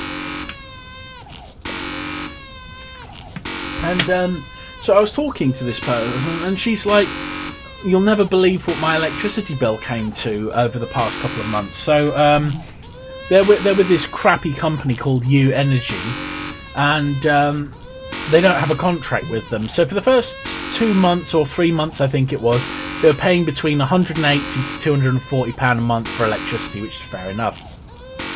And then for December, they had to pay £6,300, and for January £2,700. I was like, mate, you need to get away from these guys. Get with anybody. Get on a contract. And there's no way a company can charge you that. And I'm pretty sure it goes against consumer regulations. And you know what the business is, you know what they're going to argue? They're going to say, no, this is business to business. Well, it's not business to business because you don't have a business to business contract. So you've got a person paying you on behalf of their business. So it's a consumer to business contract. It's a consumer contract, and you can't just up the amount like that. That's insane. You know, with no warning, no messages, no nothing, they did this. Absolute frickin' evil. So I basically said, look, get with another company. You can do it immediately. You're not on a contract. Basically, you want to mitigate your potential loss, because the most you're going to have to do is pay them what they ask for. But when you go to the small claims court, or the claims court, whatever court they drag you to. And they're going to need to drag you to court over this because this is ridiculous.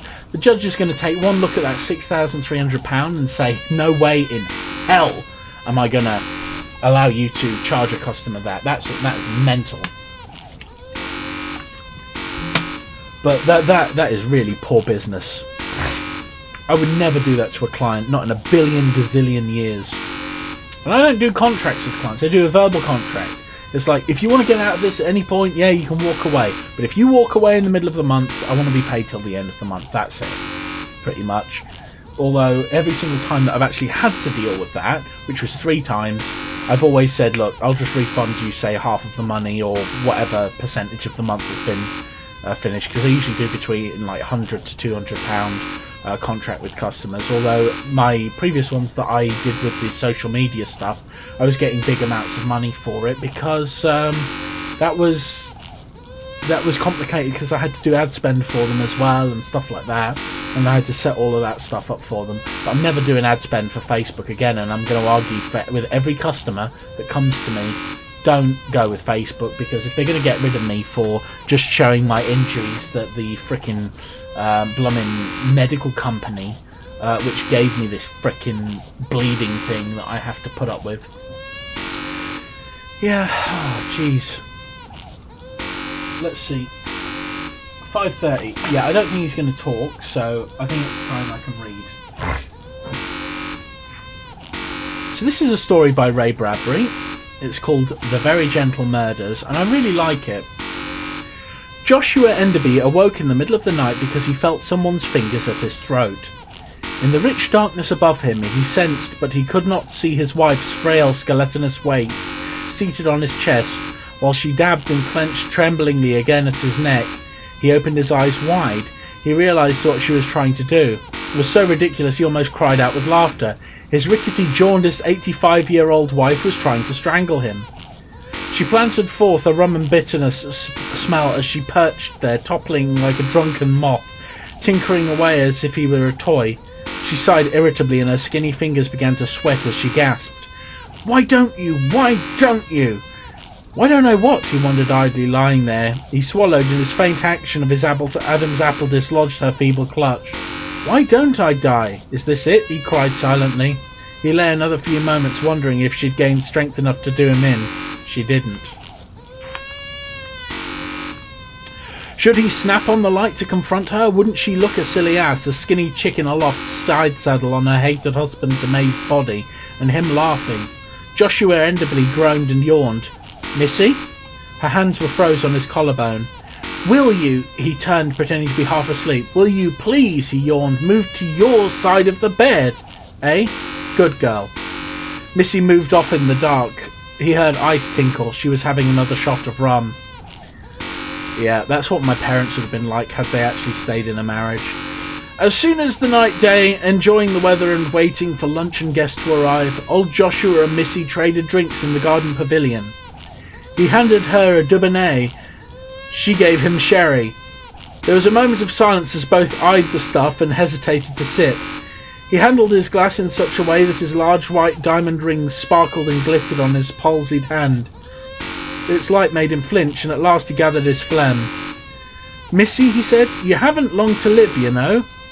Missy was hidden behind jonquils in a crystal bowl, and now peered out of her mummified husband. Both perceived that the other's hand shook.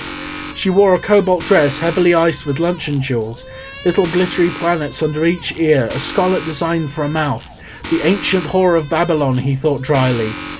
How odd, my dear, how very odd, Missy said, with a polite scrape of her voice. Why, only last night? You were thinking of me? We must talk. Yes, we must. He leaned like a wax mannequin in his chair.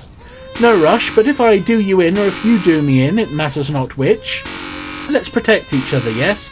Oh, don't look at me in amaze, my dear. I was perfectly aware of your little gallop last night on my ribs, fumbling with my esophagus, feeling the tumblers click or whatever. Dear me.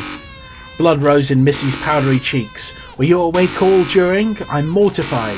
I think I shall have to go lie down. Nonsense, Joshua stopped her. If I die, you should be shielded so no one accuse you. Same with me. If you die, why go to all the trouble of trying to eliminate each other if it just means gallows drop or a French fry? Logical enough, she agrees. I suggest a series of mashed notes on each other. Lavish displays of sentiment before friends, gifts, etc. I'll run up bills for flowers, diamond bracelets. You purchase fine leather wallets and gold-furled canes for me. You have a head for things, I must say, she admitted. It will help allay suspicion if we appear madly, anciently in love. You know, she said tiredly, it doesn't matter, Joshua, which of us dies first, except that I'm very old and I would like to do one thing right in my life. I've always been such a dilettante. I never liked you. Loved you, yes, but that's 10 million years back. You never were a friend. If it weren't for the children... Motives are billed, she said. We're two old querulous old pots with nothing to do but kick off and make a circus of that. But how much better the dying game if we write a few rules, act it neatly with no one the wiser. How long has this assassination plot of yours been active? She beamed. Remember the opera last week? You slipped from the curb? That car almost nailed you. Good Lord, he laughed. I thought someone shoved both of us. He leaned forwards, chuckling. It's very hard with a baby in the background. Okay, when you fell last in the bath, I greased the tub. Unblinkingly, she gasped, drank part of her Dubonnet, then froze. Reading her mind, he stared at his own drink. This isn't poisoned by any chance, he sniffed the glass. Don't be silly, she replied, dodging her Dubonnet with a lizard's doubtful tongue. You'd find the residue of what's left of your stomach. Just be sure to double-check your shower tonight. I've kited the temperature, which might bring on a seizure. You didn't, he scoffed. I've thought about it, she confessed. The front door chimes rang. Not with their usual joy, sounding more like a funeral. Nonsense, Joshua thought. Both thought... Bosh, thought Missy, then brightened. We'd forgotten our luncheon guest. That's old Gowry's. He's a bore, but be nice. Fix your collar. I'll be damn tight. Too much starch. It's damn tight. Too much starch. One more plot to strangle me. I wish I had thought of that. Double time now. And they marched off arm in arm with idiot laughter off to meet the half-forgotten Gowrys. Cocktails were served. The old relics sat side by side, hands laced like school chums, laughing with weak heartiness at Gowry's dire jokes. They leaned forward to show him the porcelain smiles, saying, Oh, that's a good one, loudly and softly, sotto voice to each other. Thought of anything new? Electric razor in your bath? Not bad, not bad. And then Pat said to Mike, cried Mr. Gowry. From the corner of his mouth, Joshua whispered to Missy, You know, I dislike you with something approaching the colossal proportions of our first love. You've taught me mayhem. How? When the teacher is ready, the pupil will arrive, whispered Missy. Laughter rose in tumbling, whirling waves. The room was giddy, airy, light. So Pat says to Mike, Do it yourself, boomed Gowry. Ho-ho! Everyone exploded. Now, dear, Missy waved at her ancient husband. Tell me one of your jokes. Oh, but first, she remembered cleverly. Trot down cellar, darling, and fetch the brandy. Gowry sprang up forward with wild courtesy. I know where it is. Oh, Mr. Gowry, don't! Missy gestured frantically. Mr. Gowry ran from the room. Oh, dear me, cried Missy. A moment later, Gowry uttered a loud shriek from the basement, followed by a thunderous crash. Missy hippity-hopped out, only to reappear moments later. Her hand clutched at her throat. Heavens to Betsy, she wailed. Come look, I do believe Mr. Gowrie has pitched himself straight down the cellar stairs. The next morning, Joshua Enderby shuffled into her house, hugging a large green velvet board, some 5 feet by 3, on which pistols were clasped in display. Here I am, he shouted.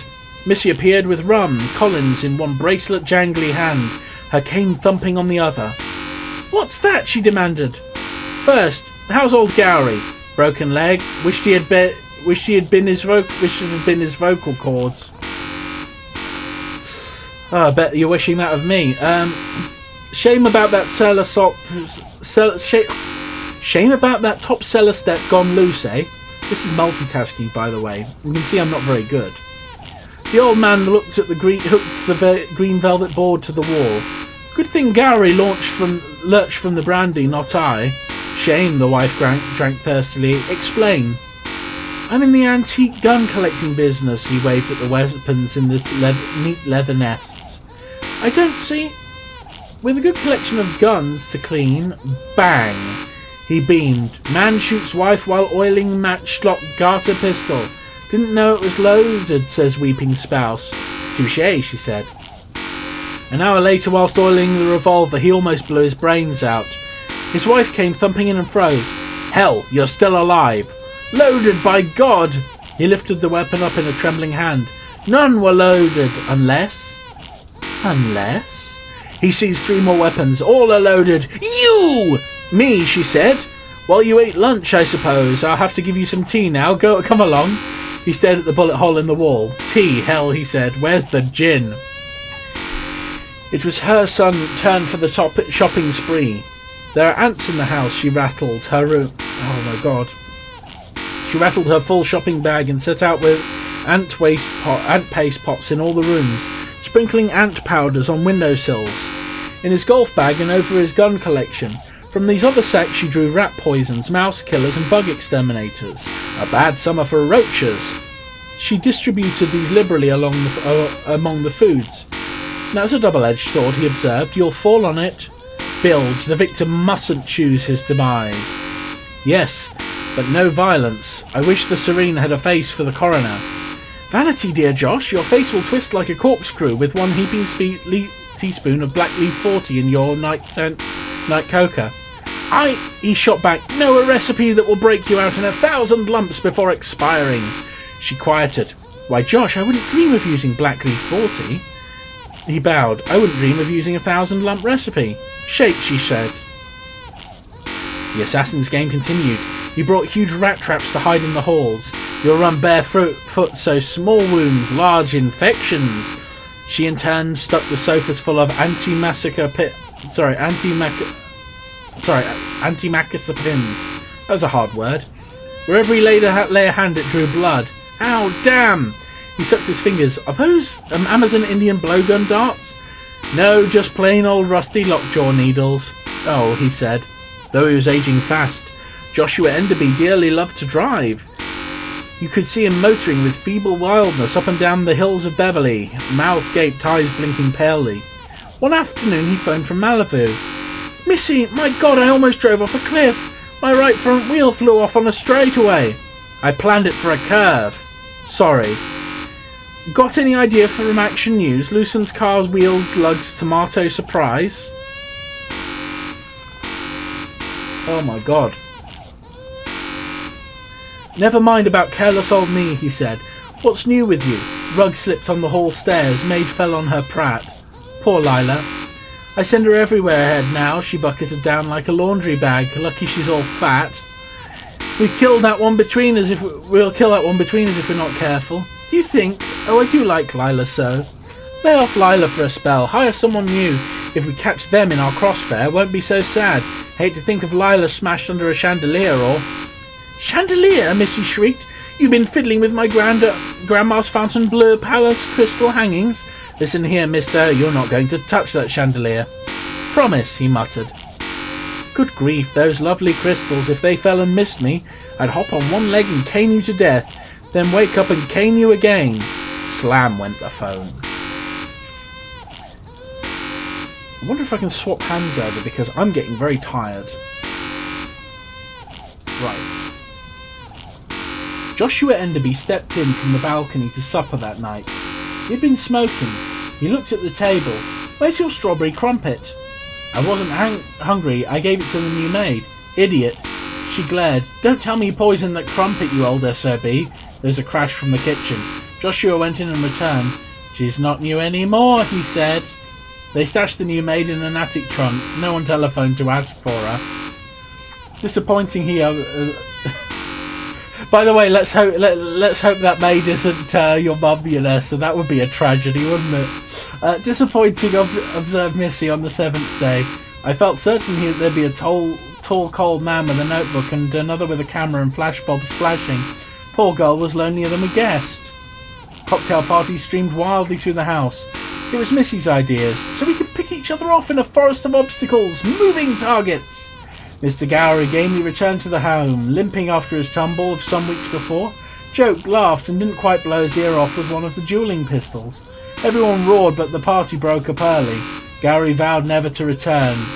Then there was a Miss Comer, who was staying overnight. Borrowed Miss Joshua's electric razor and was almost, but not quite, electrocuted. She left the house rubbing her right underarm. Joshua promptly grew a beard. Soon after, a Mr. Schlegel vanished, so did a Mr. Smith. The last seen of these unfortunates was a Saturday night in a soiree at the Enderby's mansion. "Hide and seek?" Friends slapped Joshua's back jovially. "How do you do it? Kill 'em with toadstools? Plant 'em like mushrooms?" "Grand joke, yes," chortled Joshua. "No, not toadstools, but one got locked in our stand-up fridge. Overnight Eskimo pie, the other tripped on a croquet hoop." Defenestrated through a greenhouse window. I believe that means fell. "Eskimo pie defenestrated," hooted the party people. "Dear Joshua, you are a card." "I speak only the truth," Joshua protested. "What won't you think of next? One wonders what did happen to old Schlegel and that rascal Smith."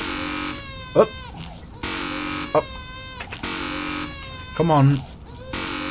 How many pages? Oh God, I've got lots of book left. Well, the announcers left me, so I might as well entertain you. Oh my God, nearly did. "Whatever did happen to Schlegel and Smith?" Missy inquired some days later. "Let me explain. The Eskimo pie was my dessert, but the croquet hoop, no." "Shoop? Who am I, Stewie Griffin?" "Oh my." "No, did you spot it in the wrong place, hoping I popped by and lunged through the greenhouse panes?" Missy turned to a stone. He had touched a nerve. "Well, now it's time for a wee talk," he said. "Cancel the parties, one more victims, and the sirens will announce the arrival of the law." "Yes," Missy agreed. "Our target practice seems to wind up in ricochet. About that croquet hoop, you always take midnight greenhouse walks. Why was that damn fool Schlegel stumbling about there at 2 a.m? Dumb ox, is he still under the compost?"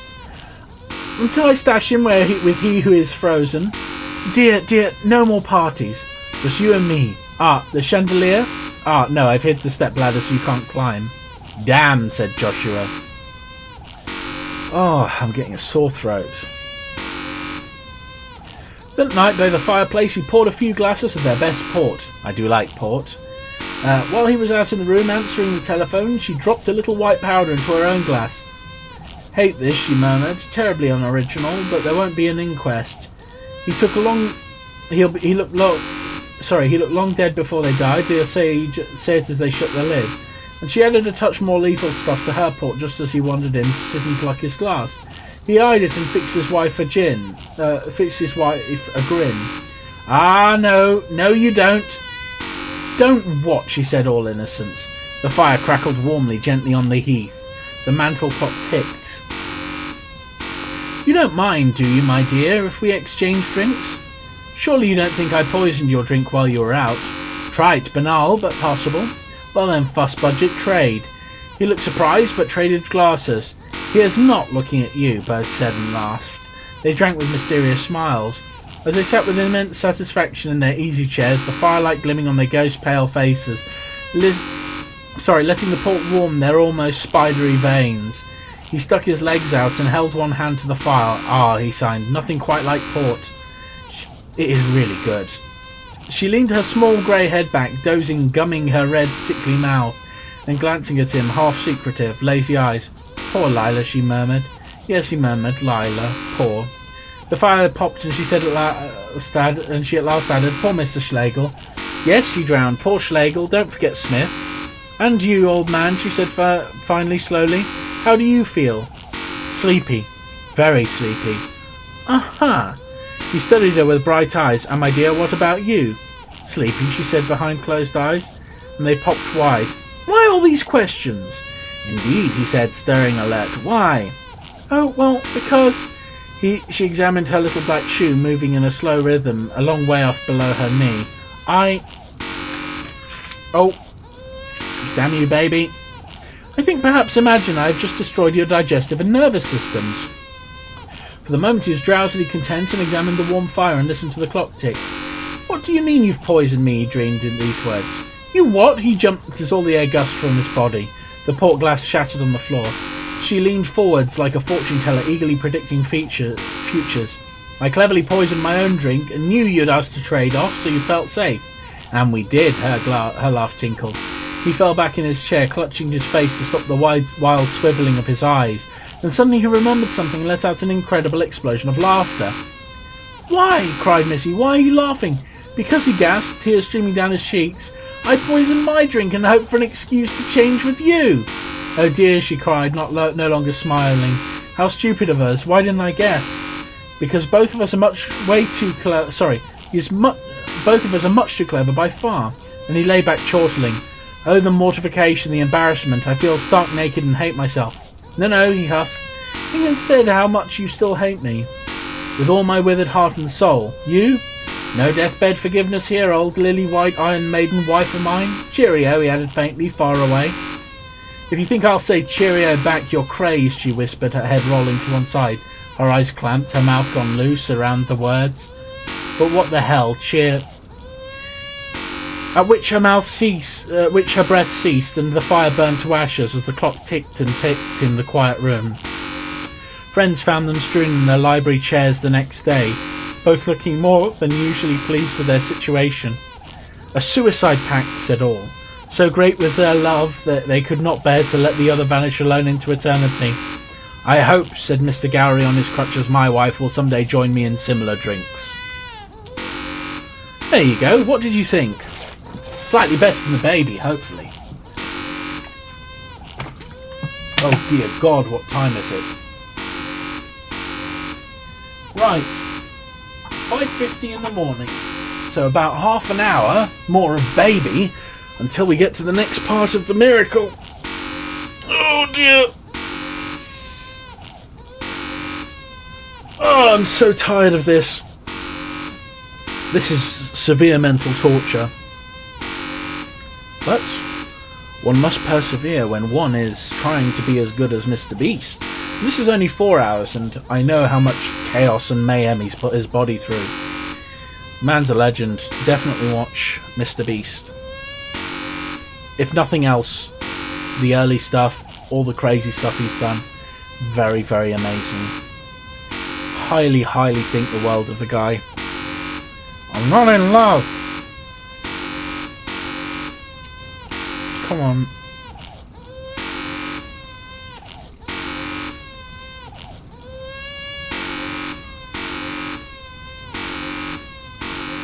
Right, so what can we do to keep you entertained for the next half an hour? And remember, we'll have 2 hours after that.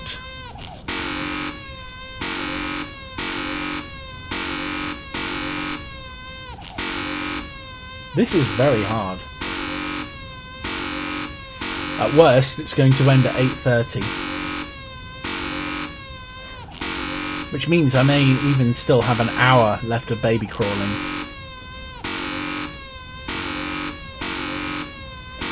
Oh, this is tricky. Maybe I should just focus on pushing the button.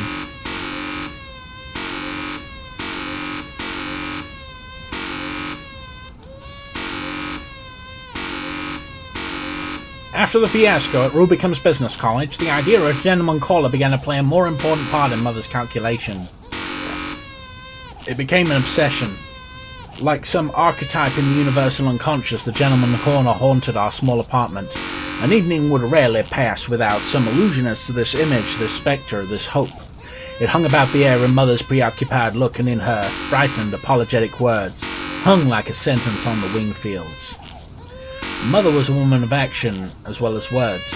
During late winter and early spring, she conducted a rigorous campaign over the telephone, roping in subscribers to the gentleman caller, one of those magazines for matrons. Roping in subscribers to one of those magazines for matrons, the gentleman caller, the type of journal that features the serialized sublimations of ladies of letters, in such terms as, I can't remember the terms. One of them was a little bit naughty to say on YouTube. Why am I doing this? What is the purpose of my existence? The worst part of this, right, is because I'm going to be editing the video slightly, you're going to have to...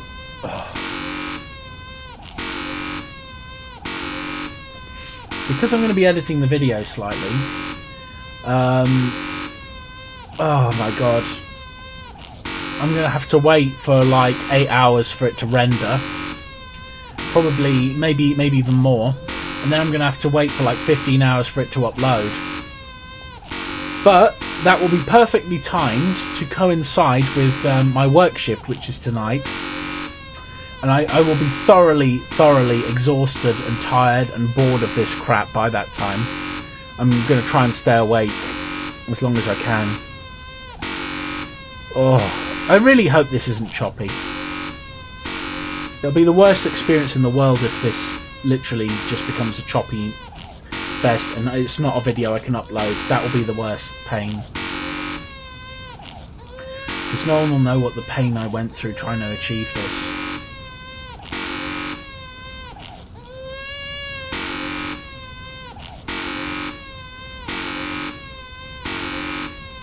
You know, I've been spending the last 2 hours here embroiled in thought, and it's occurred to me, this game is incomplete. It's missing something. It still doesn't have that oomph. What is it, I thought to myself? What could possibly be missing from this incredible experience? And then in a moment of rapture, as though delivered by angels, it came to me. Before this moment, I was blind, but those days are behind us. I now understand the true manifestation of this game. It needs a puppy. That's right, this puppy is being lowered toward an aquarium filled with nothing but piranha.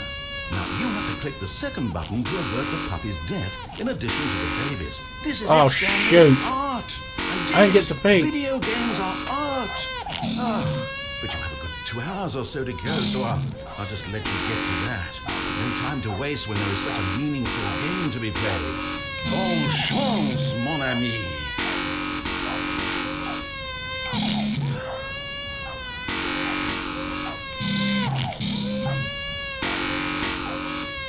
Oh, jeez.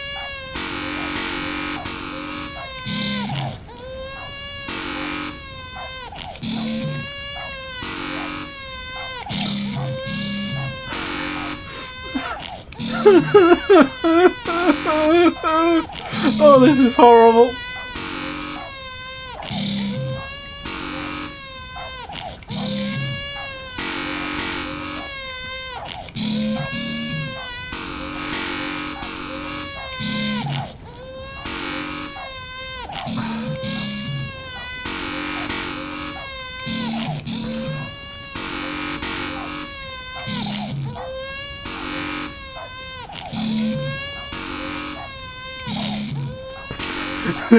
The torment is extreme.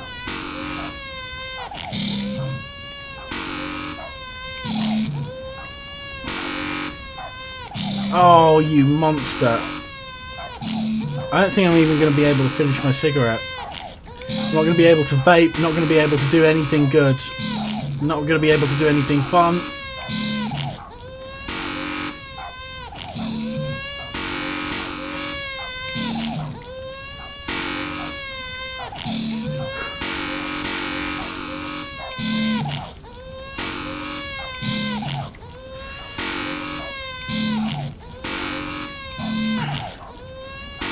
Oh, this is monstrous.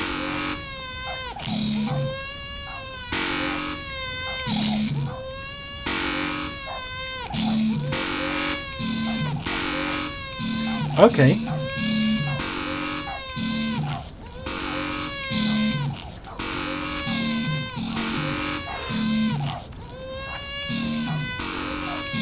This is horrifying.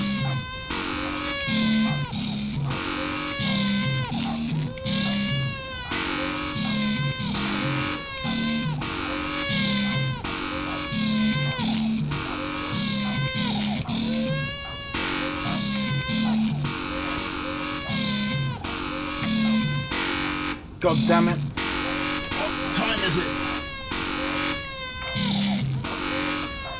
Okay, 5:58. So I've got to get through 2 hours of this chaos.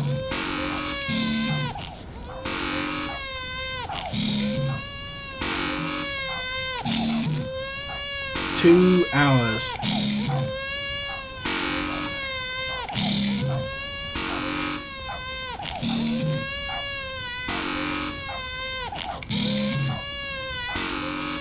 I was really hoping I'd have more time.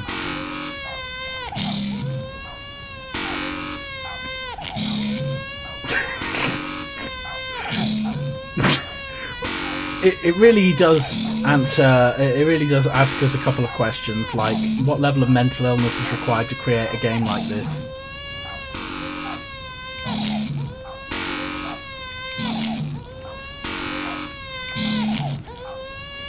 Oh my god.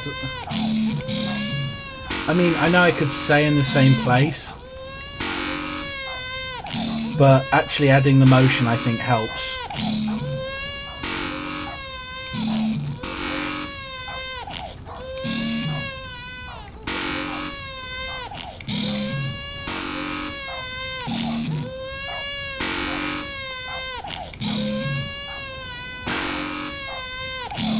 Right, so I've got to put up with this for 2 hours of my wretched life.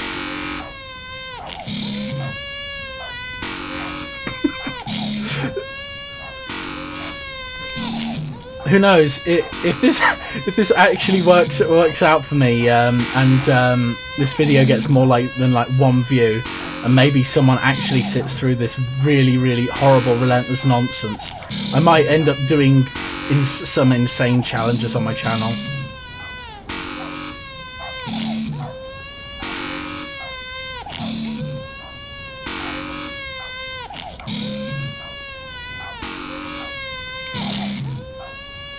Oh my god. Maybe I should do all of the old challenges, that would be good. Like the cinnamon challenge, the ice bucket challenge, all that sort of stuff.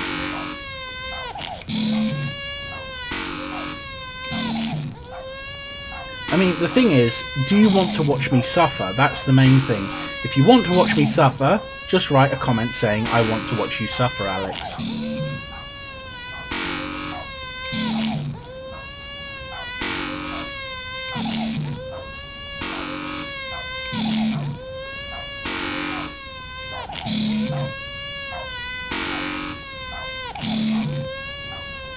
There's part of me that wants to see what happens if I let the puppy go into the water. So I've got to put up with about 2 hours more of this.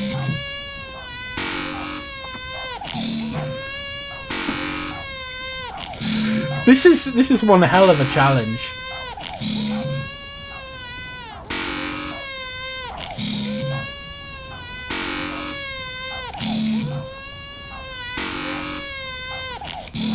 Thing is, if this is a choppy video and it's unwatchable, then no one will ever know what the hell we both went through.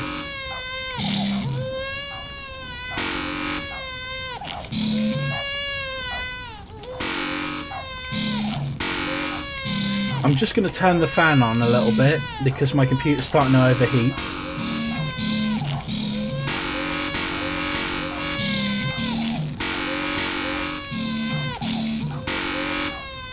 Okay. Right.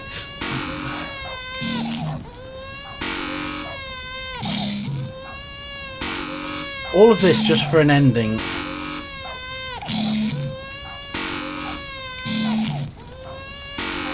Oh man.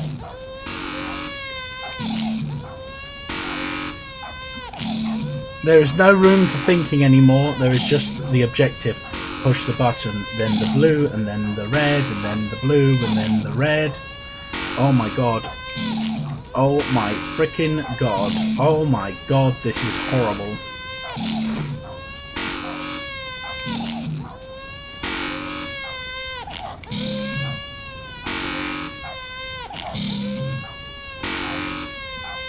So it's 8 o'clock that I need to get to.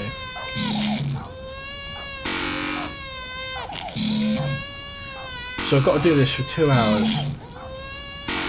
The question is will I be able to hold out for that long?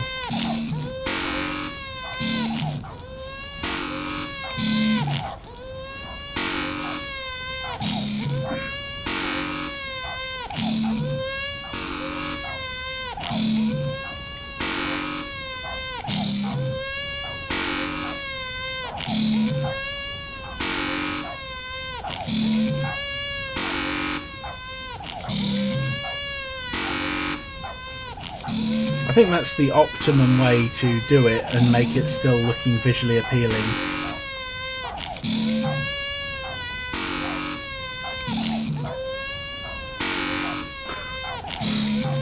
This is why you don't have puppies and children, because puppies and kids don't mix.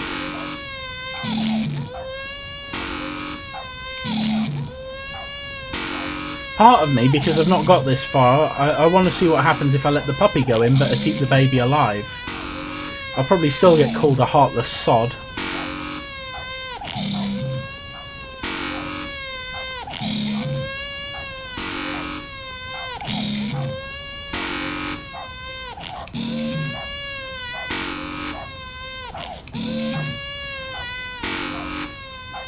Oh my god.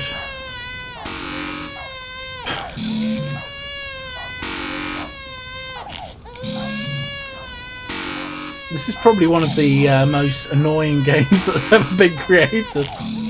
They should be proud of themselves for coming up with something so insane. Although I wish it was only an hour that I had to do this for.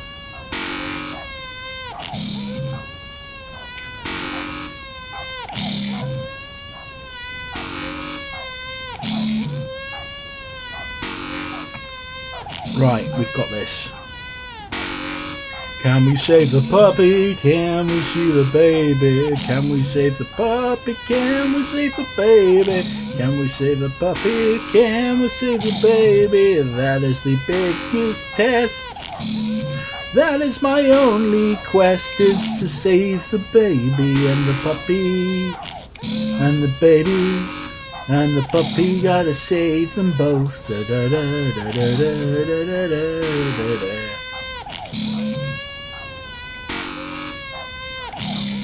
Oh man. Why is it that it's only at times like this that I ever get itchy?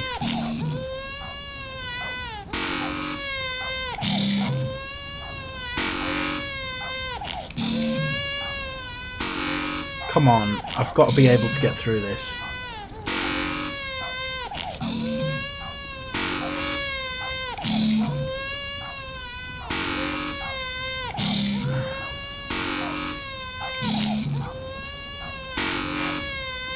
I think I can get through 2 hours without needing to pee, which is great, because there is no way that I could control this with my foot.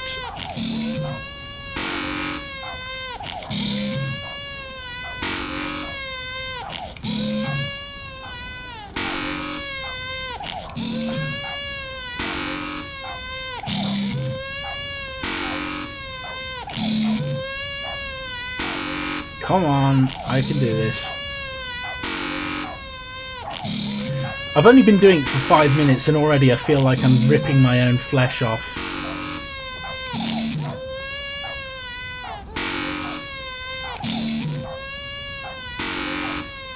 Question is if you have to save one, the baby or the puppy, which do you save?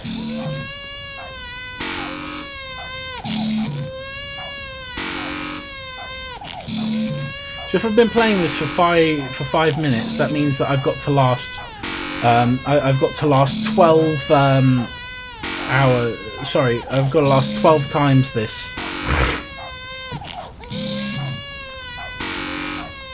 That's very hard. Because I was able to read before.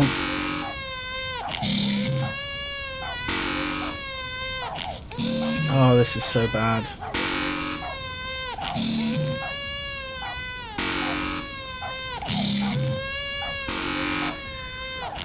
Oh my god. Gotta save the puppy. Gotta save the baby. Gotta save the puppy. Oh, thank god. I think I nearly lost the baby.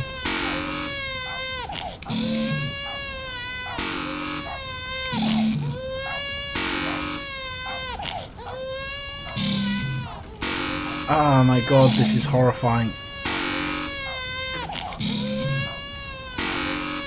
Puppy's getting banned from going in the piranhas. Baby got banned. Puppy got banned. Baby got banned. Is there an optimal way to do this? I don't think so, because they seem to be going at relatively similar speeds. Is this the game that Stanley had been playing all along? It didn't feel like it. It felt somewhat more chaotic and horrifying. And Stanley was able to escape from the baby and puppy. I tell you what, I'll just be glad when this is over.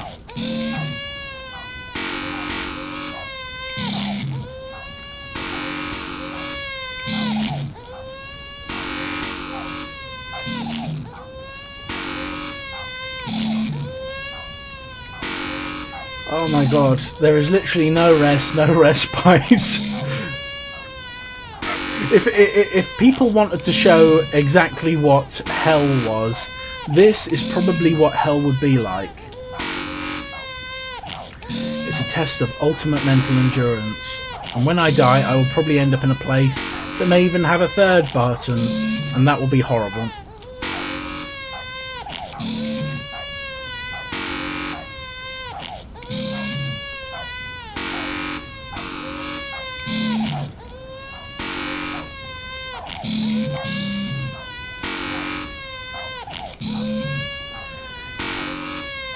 The weird thing is...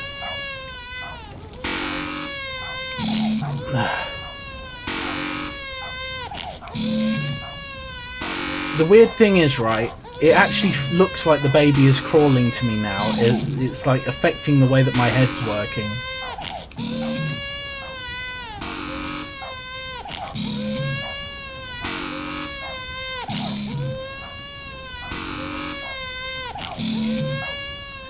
Come on. Come on.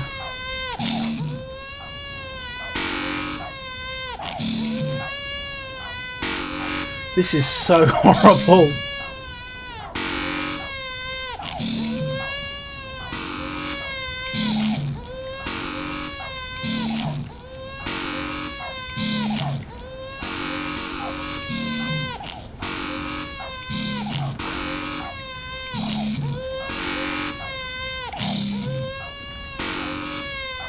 Oh my god.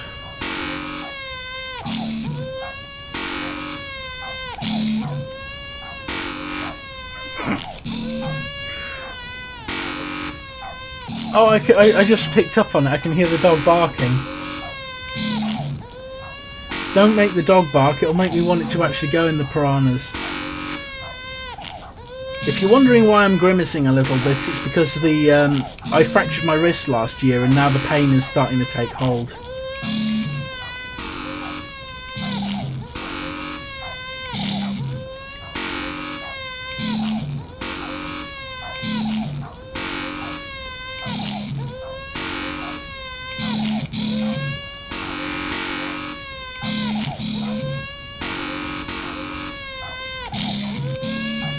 I really need to pee.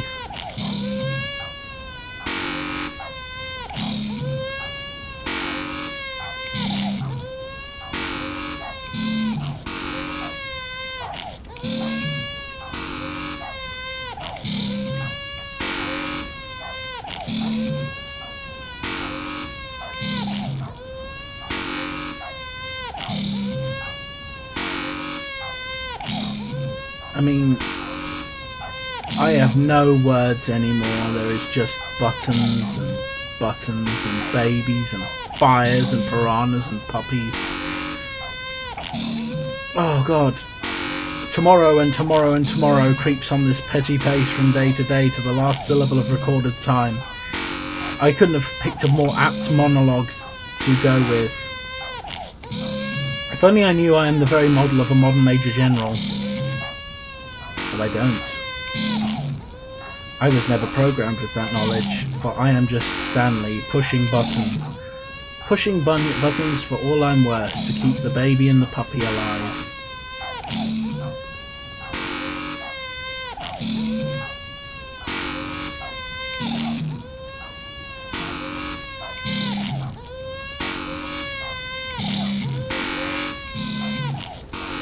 Oh, that's some respite.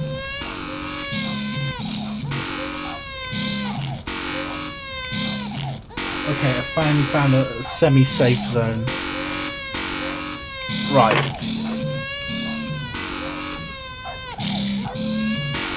So, basically, I think there have been 15 minutes, so that means I've got to get through 8 times more of this. Whoa!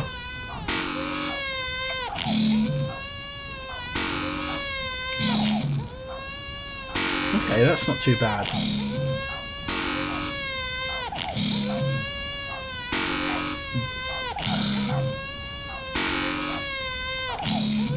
You're really going to make me do this for 4 hours? Stupid game.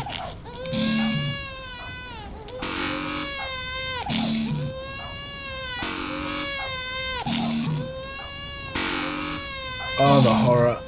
Oh, the unmitigated horror. Don't get children, don't get pets. You'll end up with regrets.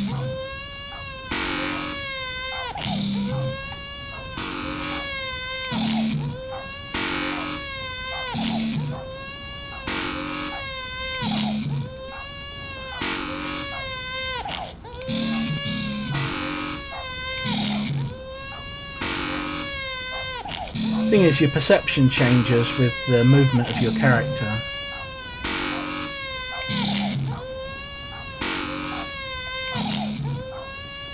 Oh my god.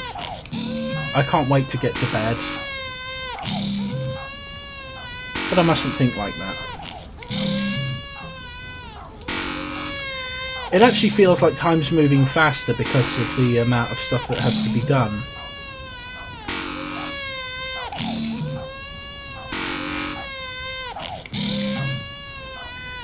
Then I've got to set up an edit for this video where I show you the ending if I make it.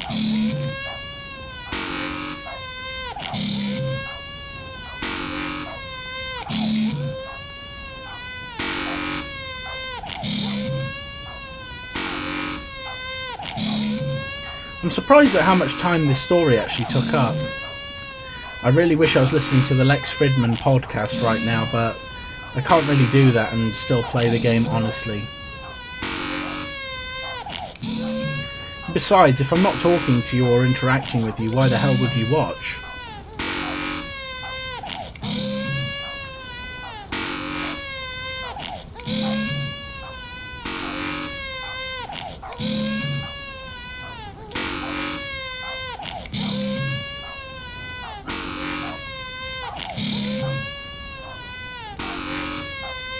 If you watch this long and you haven't subscribed and hit that notification bell, then I have no words.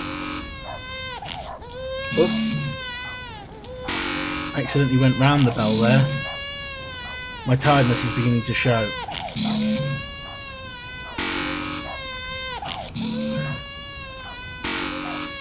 Come on, Alex, you can do this.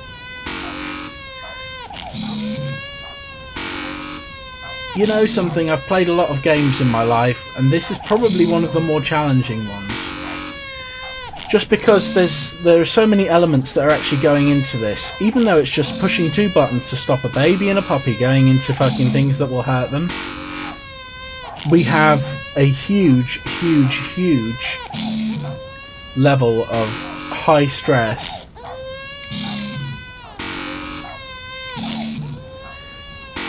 And you actually have to keep your focus there, because if I make a mistake, one of these poor things is going to have to die. But I'm in this for the long haul.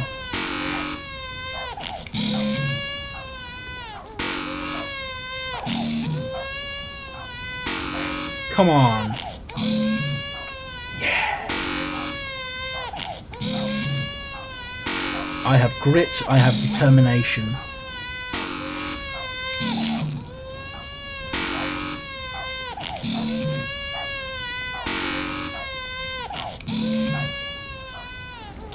We are almost 20 minutes through, I think.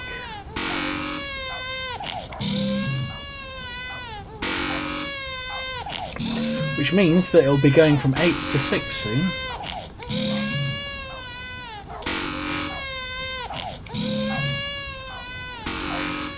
Peter Piper picked a peck of pickled peppers. A peck of pickled peppers Peter Piper picked. If Peter Piper picked a peck of pickled peppers, where's the peck of pickled peppers Peter Piper picked?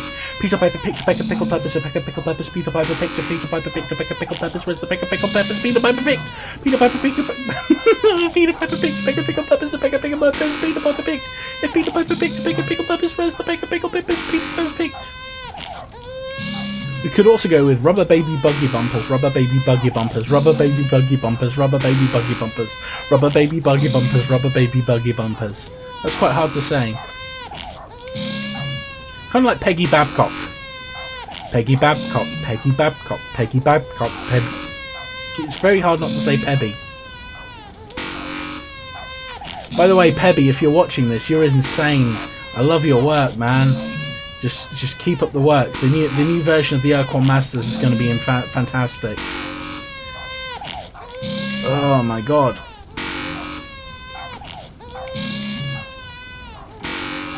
Everyone should check it out, by the way. Go to Pistol Shrimp Games. They're really good.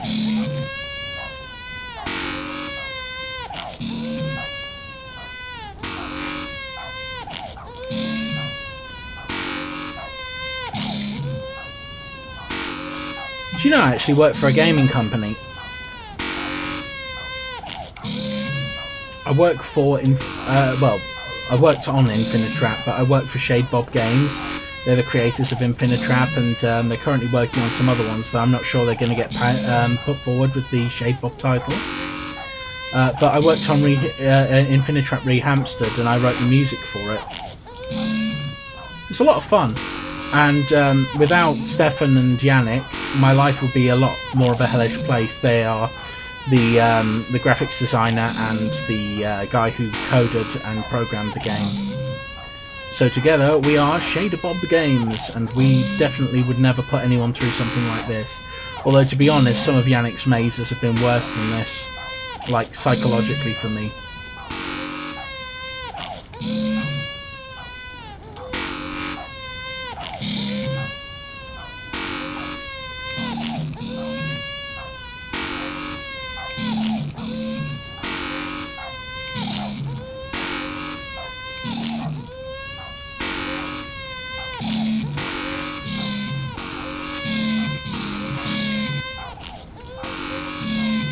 I don't have the ability to go for a Wii, that sucks.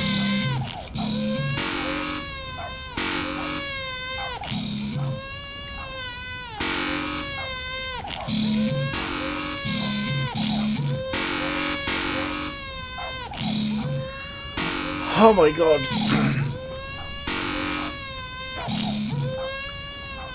Does art imitate life, or does life imitate art?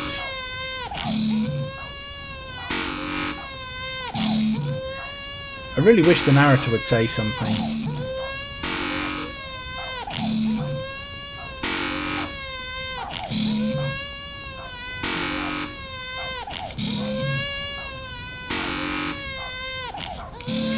As soon as I'm finishing this, I'm going for a pee. It's going to be amazing. Nothing is as glorious as going for a wee.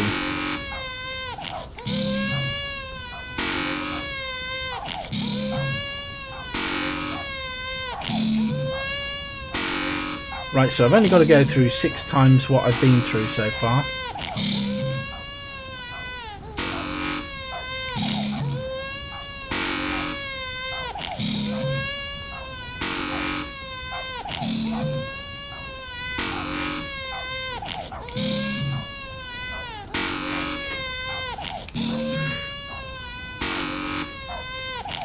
Well, I was told when I was younger that I would probably not amount to much, but I can safely say that I can look after babies and puppies relatively well, at least in the concept of this game.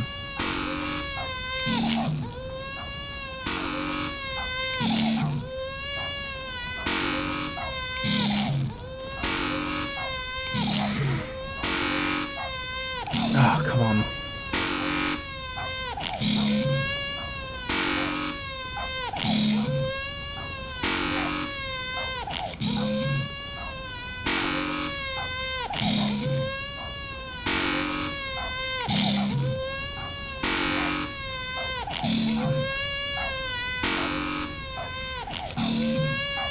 It really does feel like the baby's eyes are tracking me.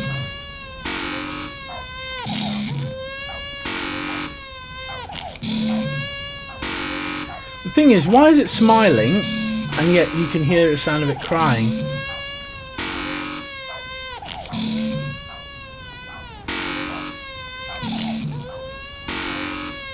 I do think that this game should be made. Although I wouldn't put someone through 2 hours of it. That's just going to hurt them.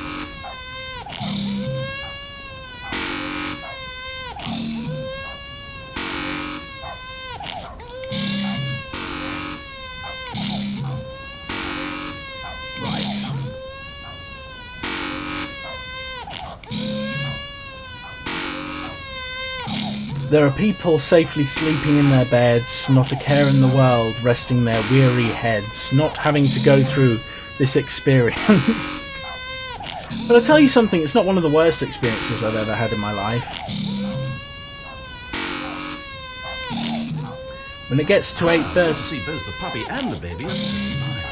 It warms my heart to see how deeply the message of this game has resonated with you. I can only imagine the joy welling up in your chest, the sheer joy of such pure distilled life essence flowing through your veins. It must be amazing. I'm jealous of you, truly I am. No, seriously, I'm deeply envious of your position at this very moment. He's not envious at all. Although I'm glad to hear from him. Because I couldn't make it without this voice.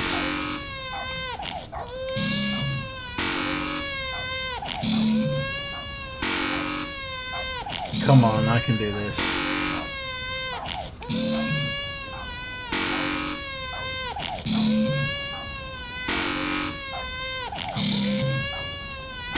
It's heavily disorientating.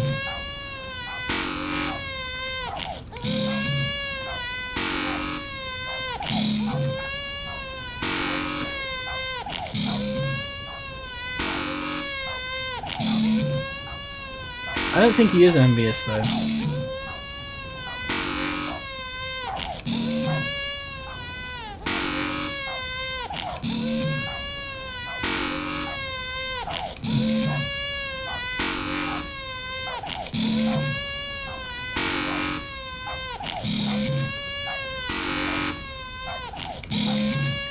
I wonder why anyone would lower a puppy into piranhas. Apart from fun.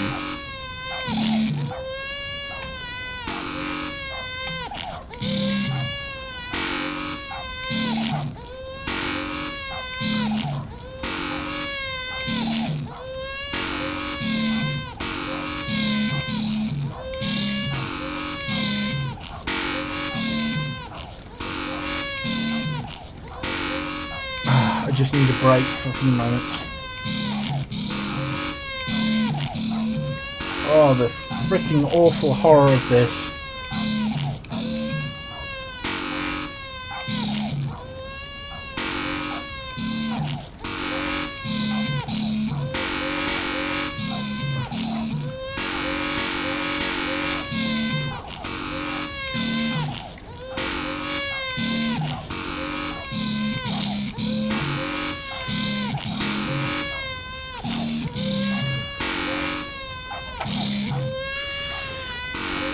This is good.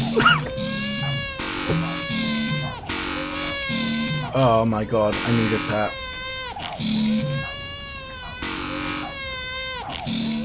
I don't think I'm ever going to make a video this stupid again. And it would not be what it is without the amazing genius, intellect, and generous brain worms that have been infected in me of the makers of the Stanley Parable.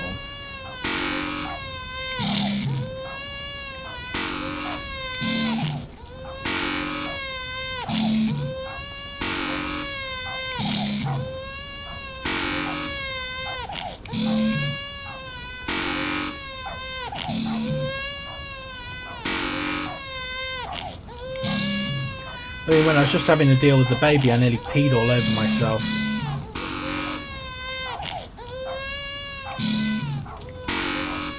Which was not good.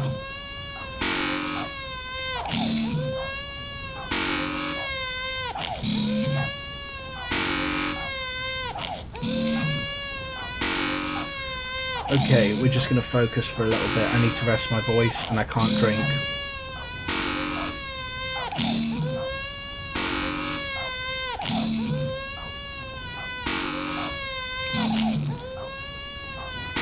Kiddo, I'm doing this for you, because believe me, I'm not...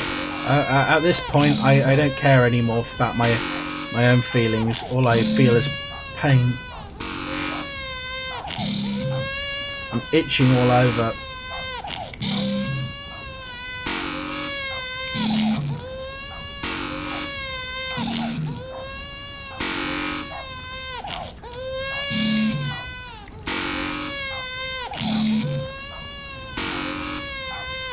Why would a game creator ever put someone through this? But it's not them putting you through it, because it's your own personal choice if you choose to play.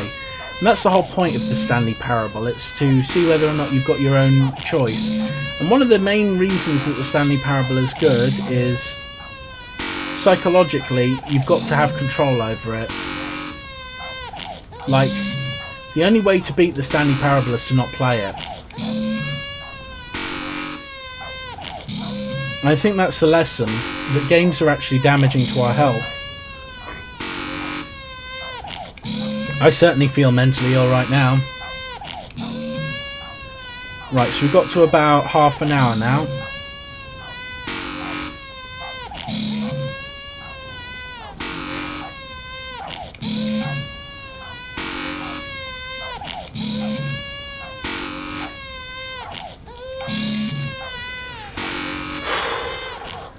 So we've got 4 times this time.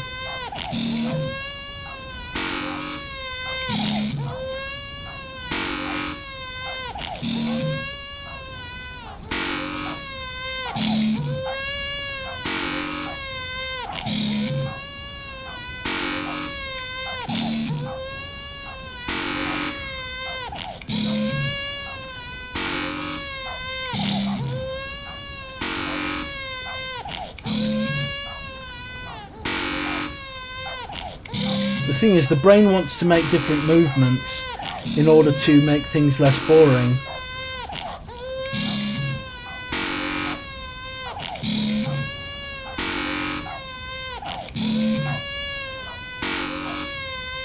Oh my god.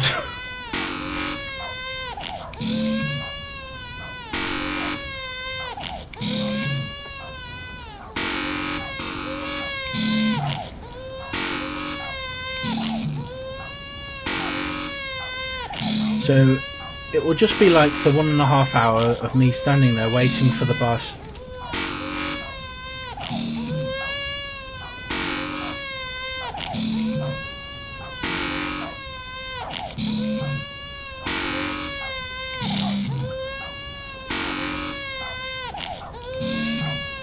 I come out of work. It's raining. I slowly turn left and walk down the road.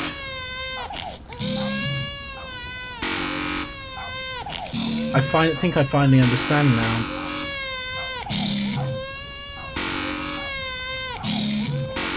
I understand this game. Everything we do in life, no matter what it does, is as pointless as looking after a baby and a puppy in a computer game.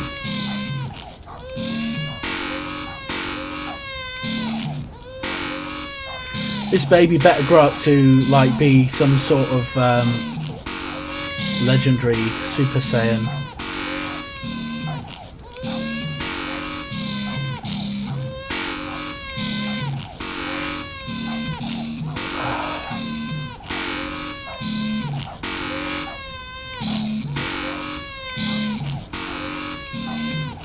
It's probably not worth risking a cigarette.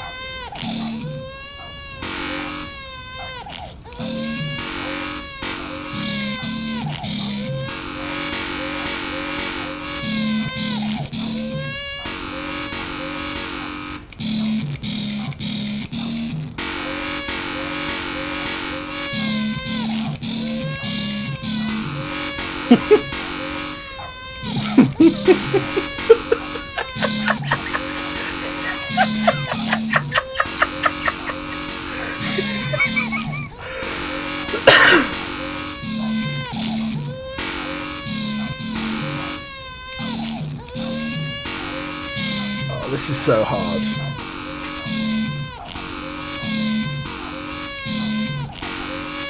So I'm setting myself some new rules for making games.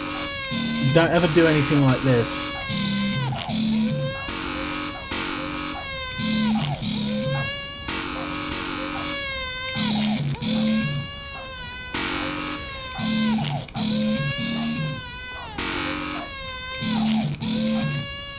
I miss the narrator. Where is he? Give me encouragement, you damn narrator.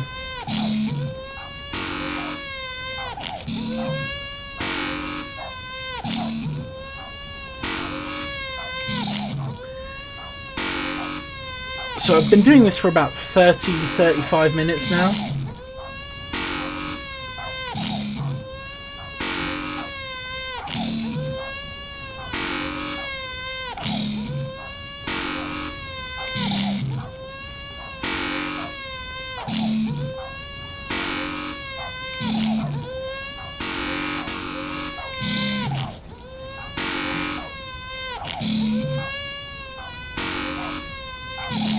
I don't want to fall at the last hurdle. This is a test of mental endurance and I will sit through it. And if you're sitting through it with me, well, bless your heart. Just let me know what part you got up to and I'll say thank you. It's not worth it. You have the chance to go out and live your life and be happy and not have to deal with this crap.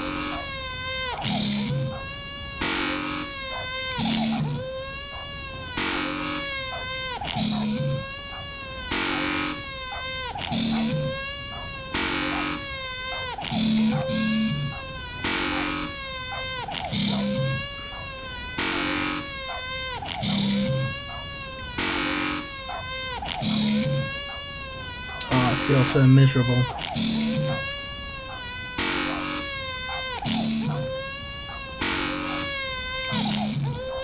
It takes a heck of a lot of patience to do this.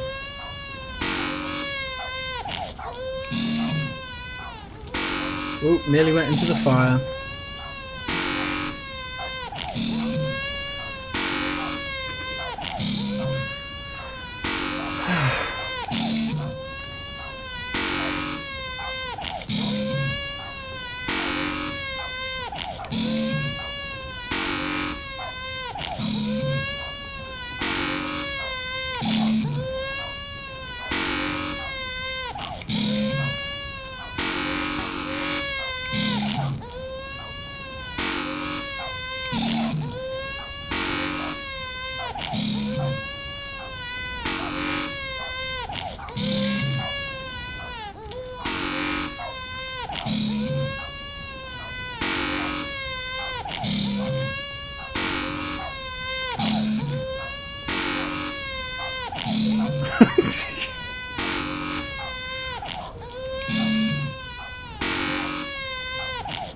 The things that I will do for the views.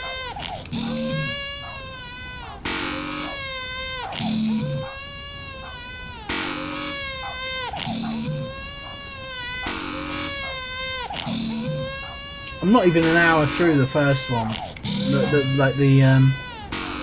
even an hour through the new version of the game.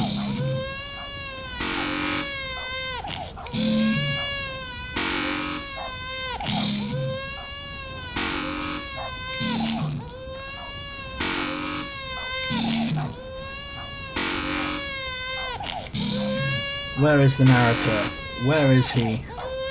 Have I just been left to my face in a room pressing buttons for all eternity? Maybe I've been doing it for longer than I thought. But I know that every second that passes is a second I don't have to spend doing this. Unless I screw it up and I have to redo the video again.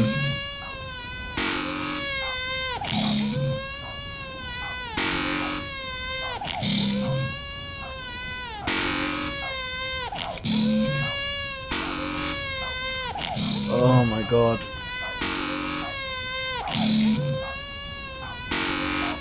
I'm really starting to flag now.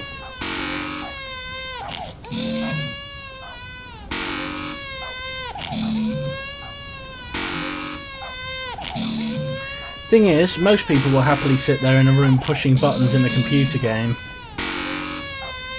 Yeah, admittedly more is going on, and the intensity is probably not as crazy as this consistently.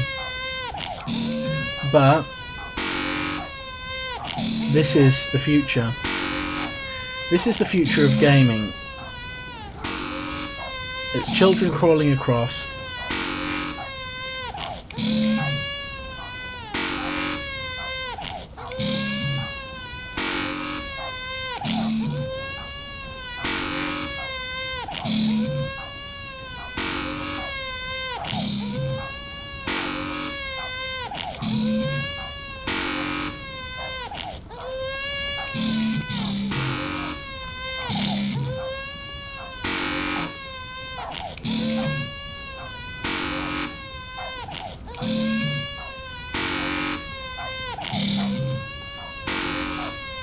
Has the sound in the button changed?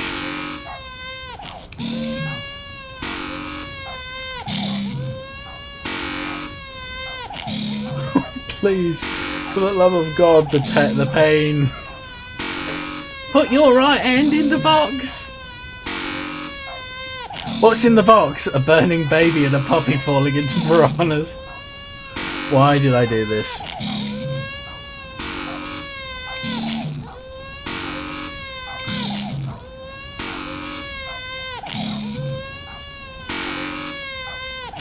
God only knows. Worst thing is the video will probably still be choppy as hell and I won't be able to use it.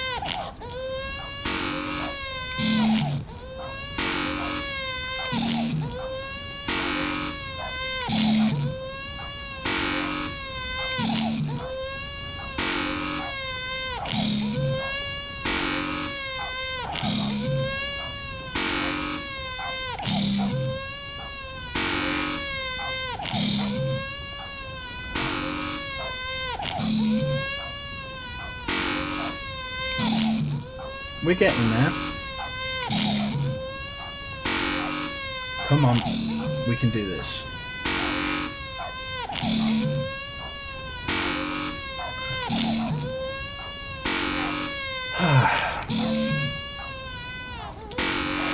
I mean, the game itself is still fun to a certain degree, or as fun as any other game you can play. Apart from maybe Space Station 13. I could be having an amazing round surrounded by clowns and other fun things. Now if it was a clown going towards the fire though, I wouldn't stand a chance in this game.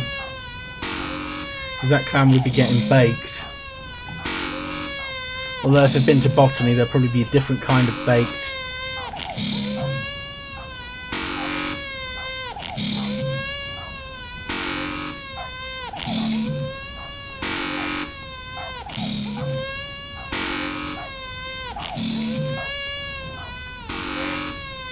Oh my god.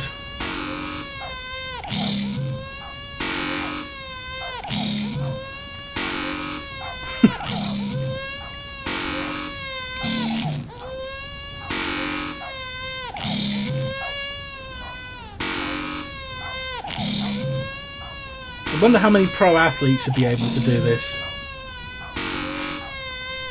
It's almost like tennis or table tennis. The ball goes from one end of the table to the other.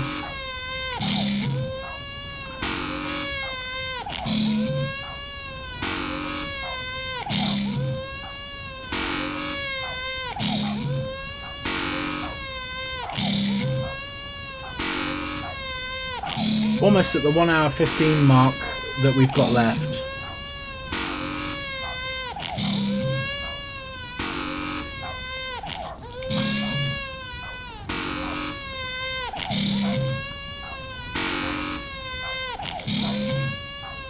We've got to keep ourselves sane while we do this.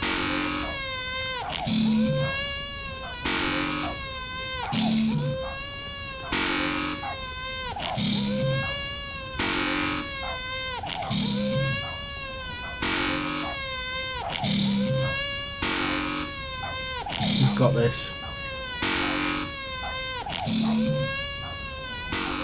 We can do this. We are not going crazy.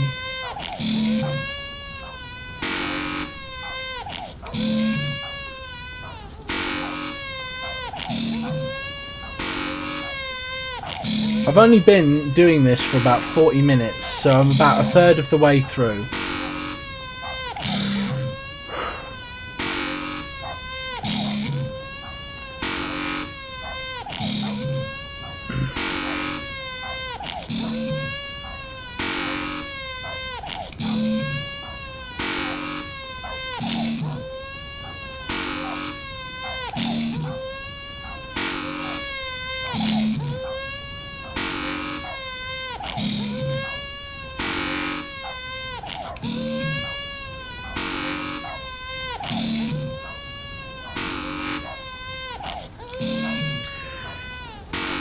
Our lives are ticking down.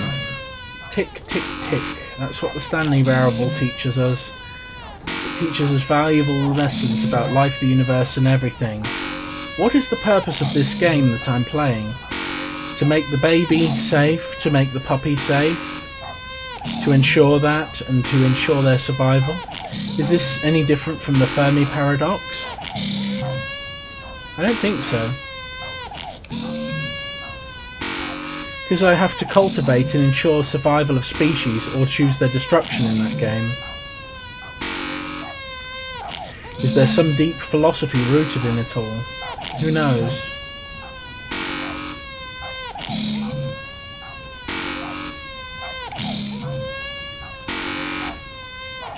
I don't even know why I'm doing this. It's probably going to be too choppy to actually upload.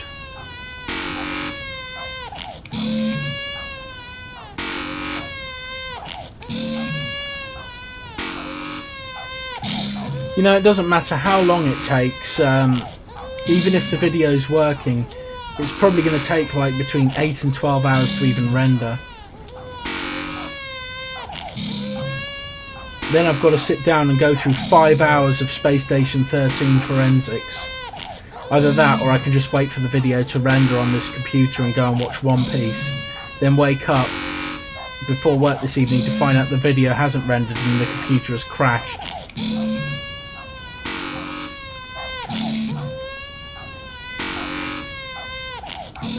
I wonder if it's possible to cheat this one. The question is why would anyone want to cheat such an amazing game?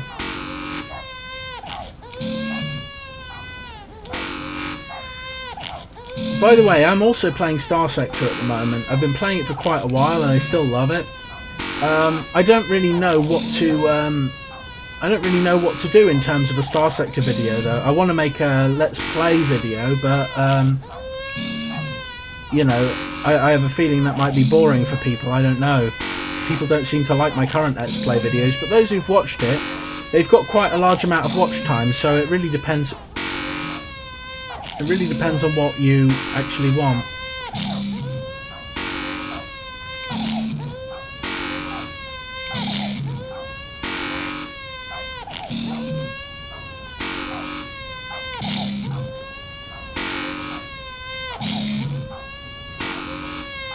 Oh, my mouse hand is so tired.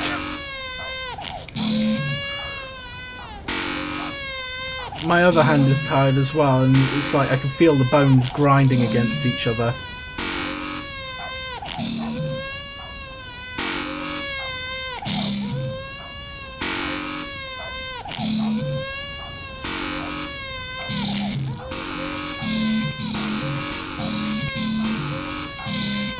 Right.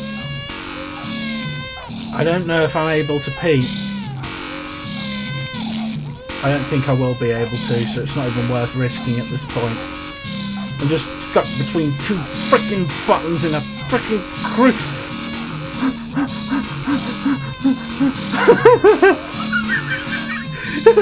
Hello, baby. Hello, baby. Hello, puppy. Hello, baby. Hello, puppy. Hello, puppy. Baby. Okay. Keep it together, Alex.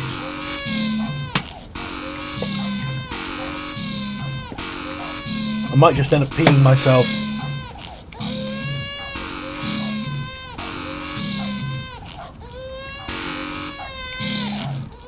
Okay. My hand got a bit of rest, that's good. Oh, this is so painful.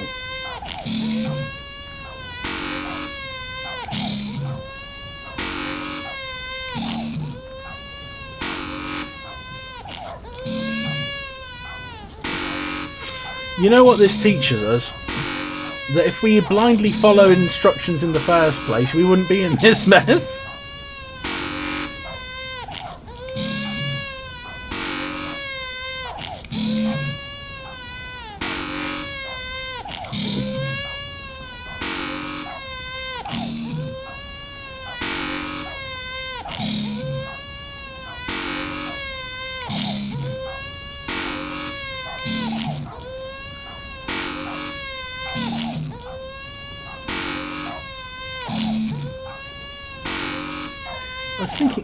I was thinking of uploading some videos from one of my other gaming channels that I had to this one, so that you've got some more stuff to watch, or maybe even redoing them slightly better. I don't know, let me know what you think.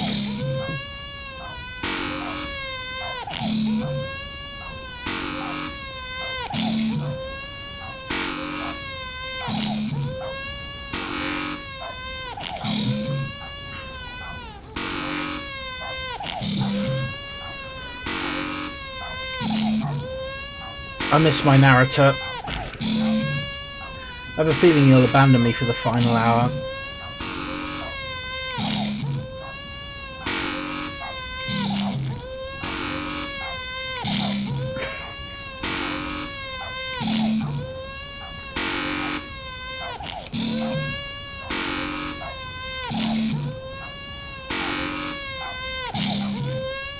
Oh, I need to pee so bad.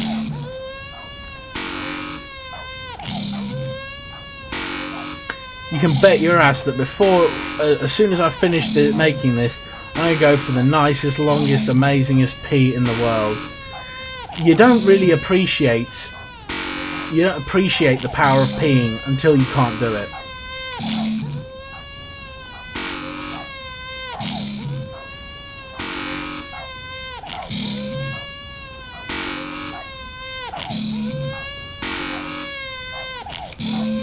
I wonder if there's a deep message encoded in all of this.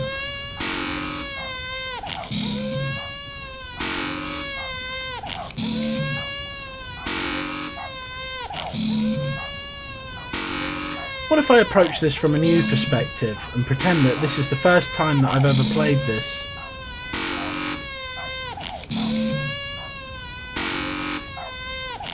I never even got to the puppy level before.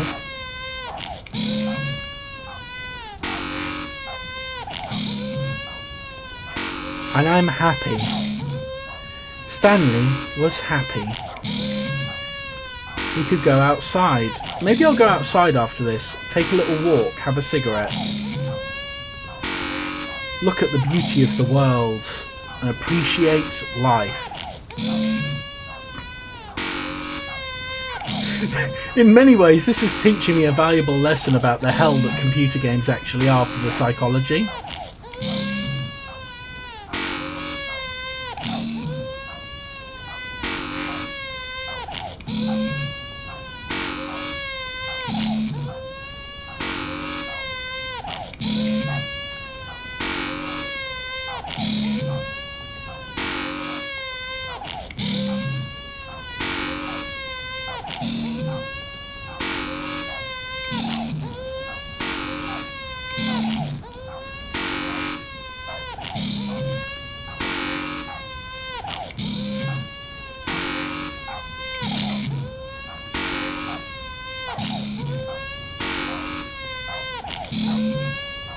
come on.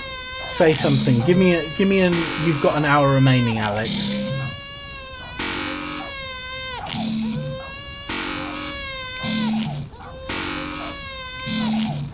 Or you could speed it up and make it even more scary and horrible. But I won't know.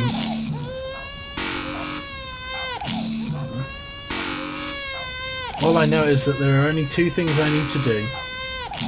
Ensure that the buttons are pressed. So do I know my 7 R's of medication? Right documentation. Right person. Right date. Right time. Right drug. Right dose. Right route.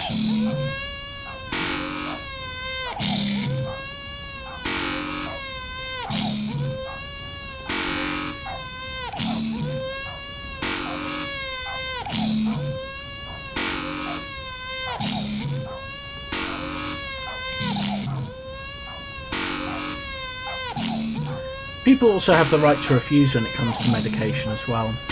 That's very, very important.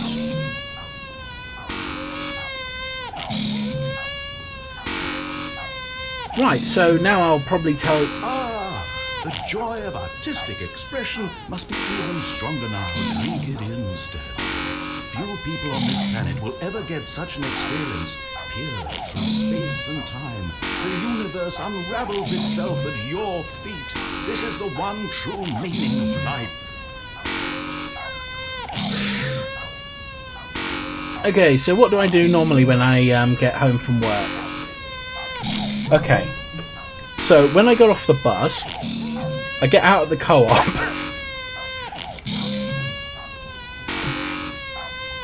And when I'm at the co-op, I usually buy a wrap for the morning.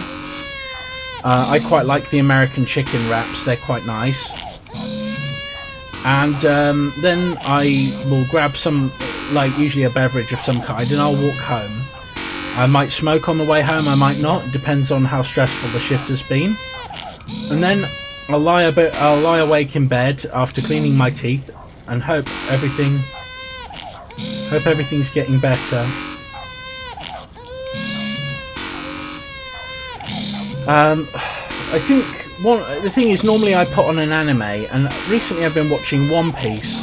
One thing that I've noticed though is that the more main characters they add, the less I care about them. It's like I originally didn't like the reindeer, Chopper. He got on my nerves immensely, but he kind of grew on me after a while. But then they stopped really developing his character much,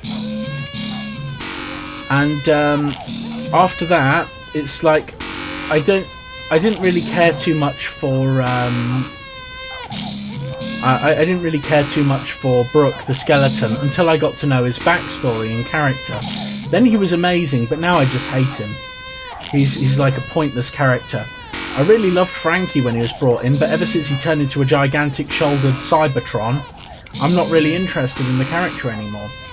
So it's like the only characters that have retained any personality are like Nami and Luffy, because Zoro's basically just been completely stripped of all character. I haven't even seen Jinbei for God knows how long since he got added in, but I kind of liked him until he disappeared off the face of the earth. I probably fell asleep during the episode and he just wasn't there when I woke up.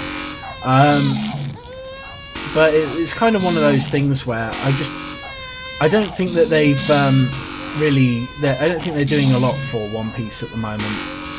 I mean, I'm just going through the Doflamingo type arc thing, and you know, he's just a smiley guy that has string fingers, and it's like, I prefer Trafalgar Law as a character.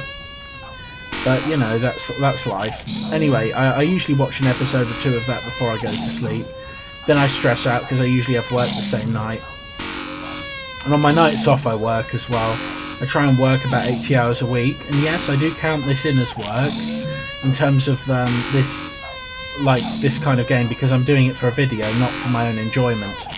Nothing that I really film is for my own enjoyment, and I have very little time to myself. Probably 5 to 10 minutes a day where I actually have fun, if that. Most of my life is a living hell. In fact, this is very similar to my life. It's just kind of helping me realise how futile everything is, you know?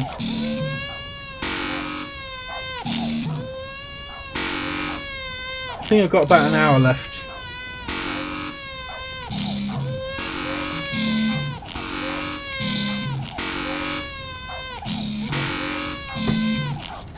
Yeah, I've got about an hour and 2 minutes left. Right, so, what can I talk about for an hour?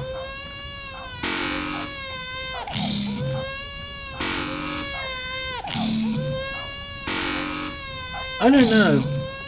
That means that I've got through 3/4 of this challenge. Not too bad.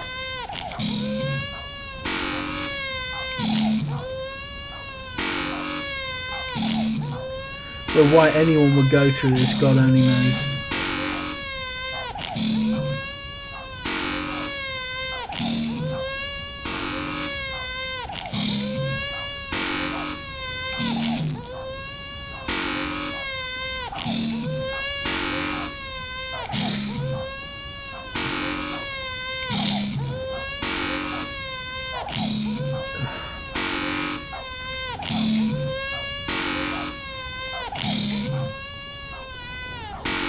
You could just focus for an hour, but that would be boring for you, wouldn't it?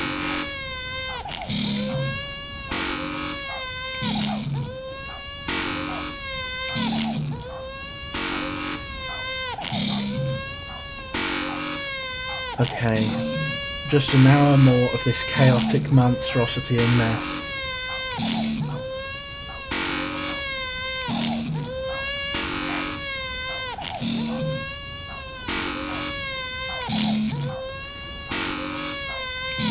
I'm expecting a spectacular ending, by the way, Stanley's narrator.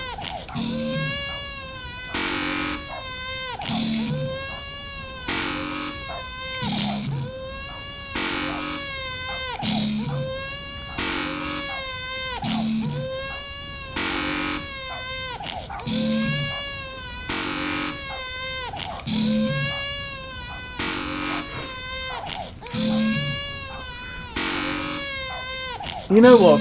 This is making me feel glad about every other aspect of my life. Because I don't have to do this.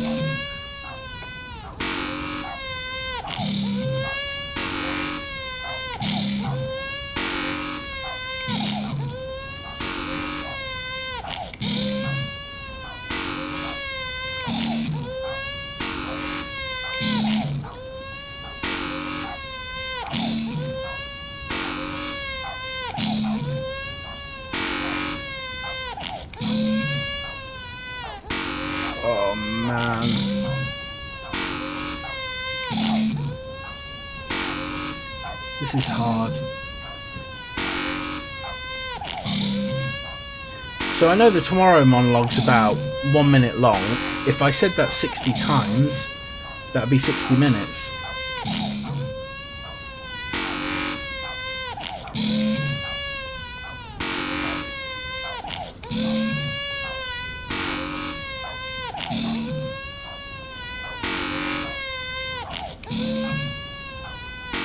You wouldn't think I was a CEO, would you? Yep, run my own company. I'm going to be closing it soon because of Facebook. Thanks, Mark Zuckerberg. Oh, by the way, they could do it to you as well. If they don't like something that you do, they can punish you for existing and get rid of you. So you need to obey terms and conditions that don't even exist. As you can probably tell, I'm a little bit salty about it.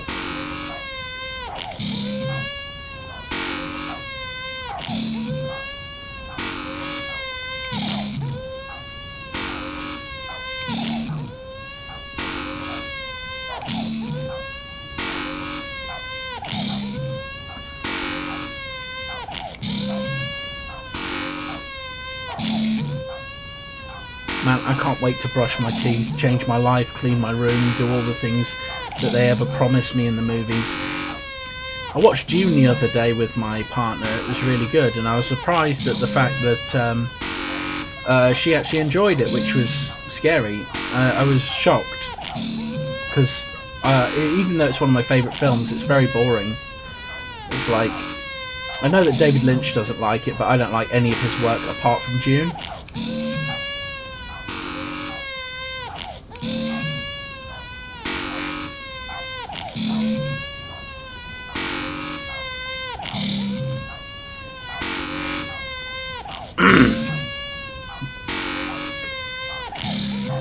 Right, so whilst I'm watching One Piece at the moment, it's not my favourite anime. I used to love Dragon Ball, but I've gone off it. I think Dragon Ball Kai is probably the best one of the Dragon Balls, apart from the classic Dragon Ball anime.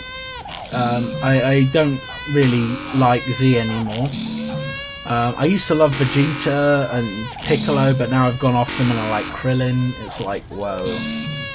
And Dragon Ball Super is like the worst freaking anime I've seen, because it's like they promised to do so much and they delivered so little to the audience. The animation is crap and falls below any other anime. And don't even get me started on fucking Jiren, right? Jiren is the worst fucking villain of all time, because he's just absolutely freaking pointless. It's like, oh wow, he's got a sad backstory in which people he cared about died. Boo-hoo. It's like, freaking, isn't that everybody in Dragon Ball? Well, you know, everybody in every anime ever. Well, no, it's not. But the thing is, his backstory is crap, and he's unbelievably strong for no reason. And it's just like, he still loses because he's just a natural born loser of a character. He has nothing to him apart from his gigantic strength, and that's a problem. It's like, if you look at a good anime like Hajime no Ippo, and you see like Ippo's fight against Miyada at the beginning, and it's like, you actually feel for both of them. You don't want either of them to lose. And like, a good anime will put questions in your head like, well, what if my character loses? And, you know, what are the what are the drawbacks and fallbacks from that? It's like, even Naruto, in some way, that with Sasuke, you actually cared about the bloody character, even though blooming Sasuke is the biggest, whiniest wimp in the world. I mean, Sasuke, have you ever seen him sit through this? You ever seen Sasuke save a baby from a fire whilst rescuing a puppy that's going to fall into a pool of piranhas? I think not. It's like, absolutely ridiculous. I can't stand this crap. I tell you what, I didn't like Stone Ocean at first, JoJo's Bizarre Adventure Stone Ocean. That's probably because Vento Oreo was so good. It taught me a brilliant Italian word, arrivederci, which means see you soon, pretty much. But I do love foreign languages. I have learnt a little bit of Nepali, which is pretty cool. Oh god, I'm just getting caught into a massive cycle of baby buttoning.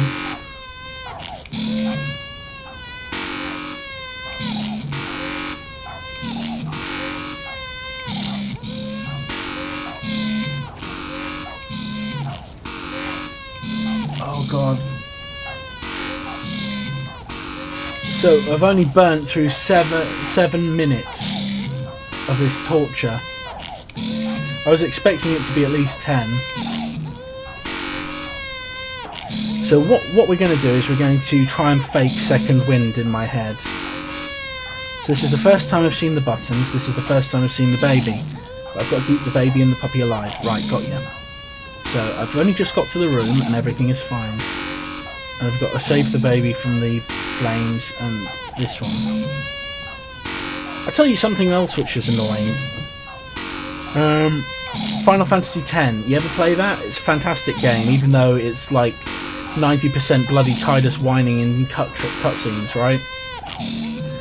Oh, but Final Fantasy X-2 is like the worst thing that's ever been made.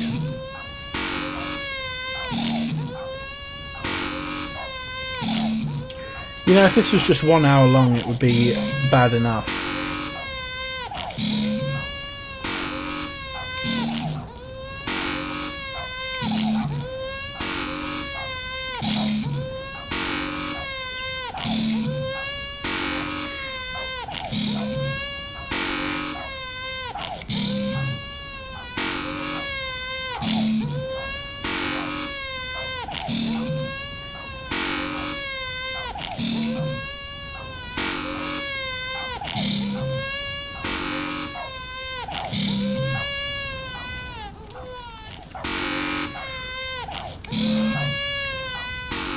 Oh my god. I'm really flagging bad.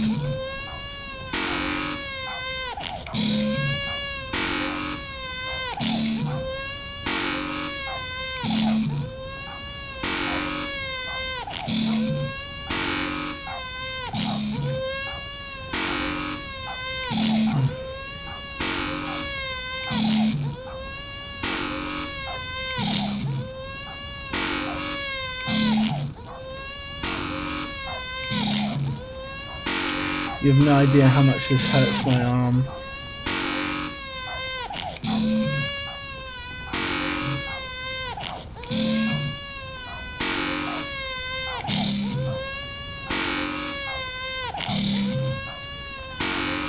If we smile, we can fake ourselves into liking it.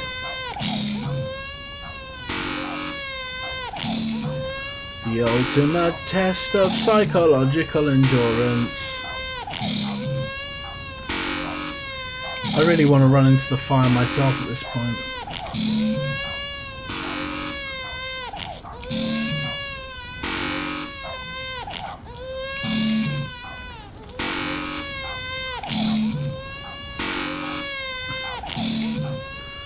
Oh, child, will you stop crying?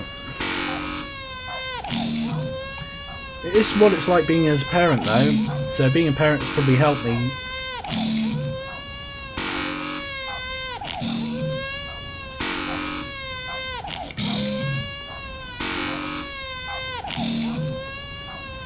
Come on, we can do this.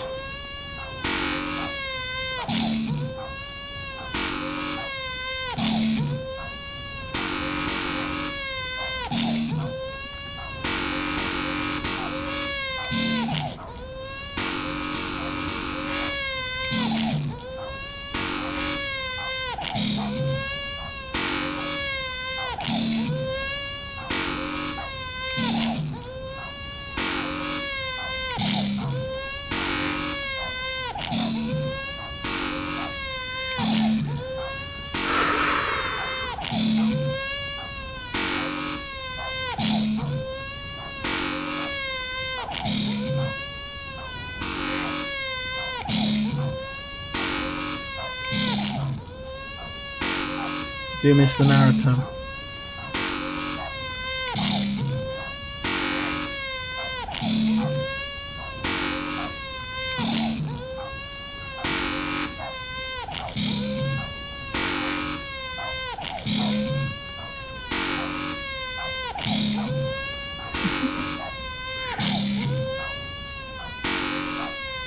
You know what they say, time passes quickly when you're having fun. And playing games is fun, kids! Especially when they're games like this. You have the power of life and death over two innocent beings. But I myself am not innocent.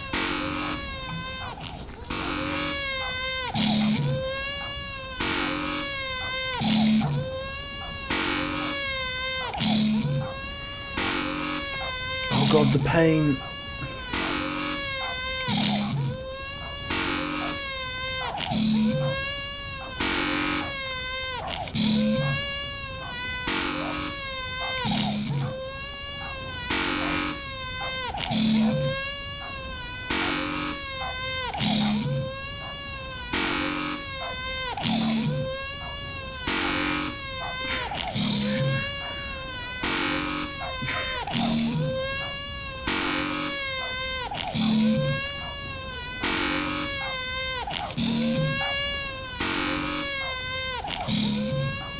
I can't wait for this to be over. I don't think I'll ever want to look at my computer again after this. There's no excuse to screw up on my computer. If you record this without it being choppy, I'll be happy.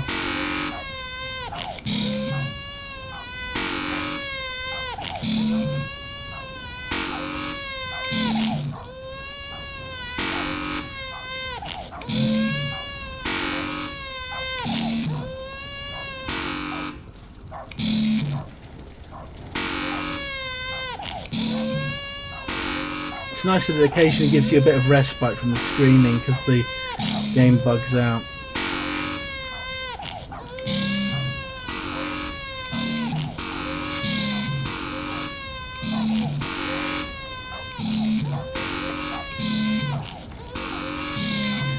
Jesus, I'm not even a quarter of the way through the final hour.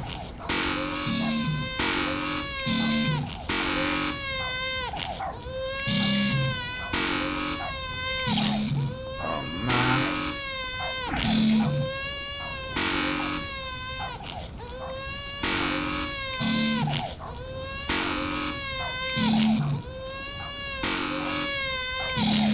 Well, when I get a quarter of the way through, I'll only have 45 minutes left, and that won't be as long.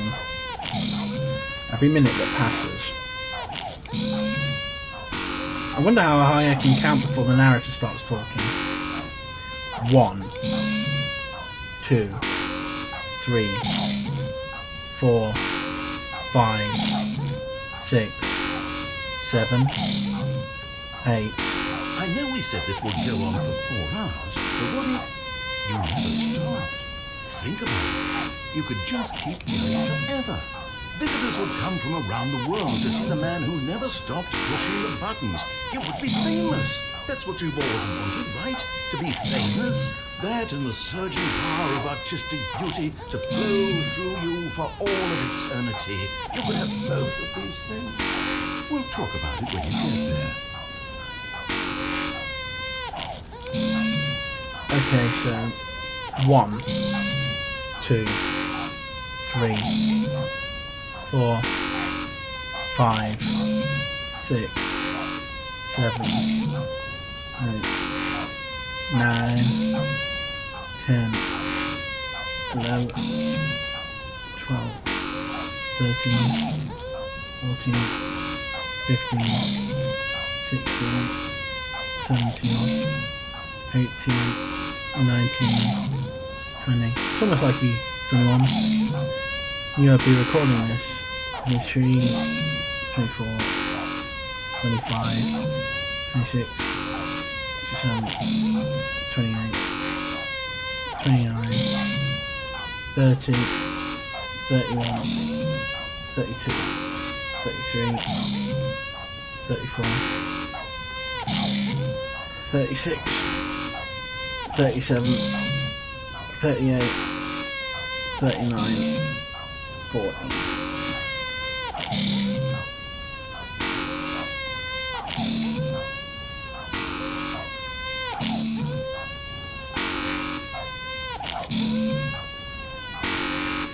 What a sad, useless waste of space I must be to sit here pushing buttons.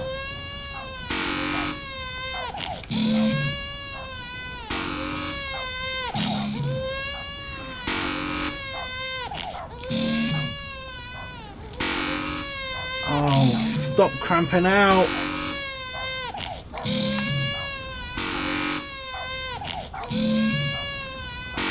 I'm not going to give in. I've got this far. I've got this far. I've got this far. And there's these buttons here. And there's a fire and the baby and the puppy. Got to save the baby and the puppy. Oh god, I need to sneeze. No, I don't. I'm a master of my own destiny. I am rejuvenated. I'm not a robot. I'm not just a man running around pushing buttons in a computer game that is tormenting me.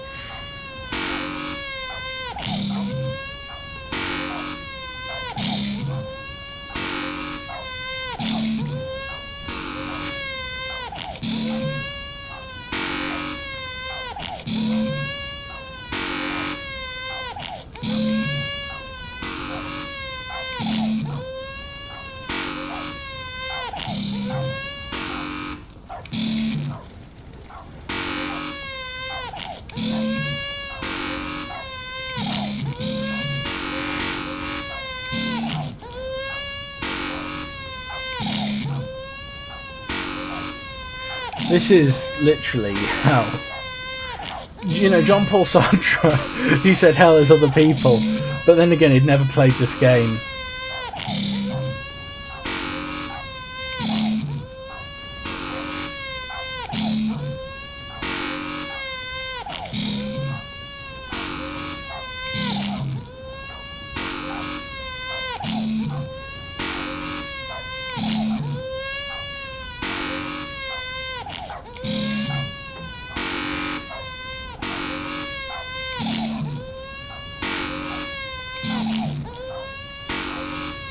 We are not going to surrender, we are not going to lose, we are going to continue doing this until we've achieved our goal. Because once we make our mind up on something, we are going to accomplish it.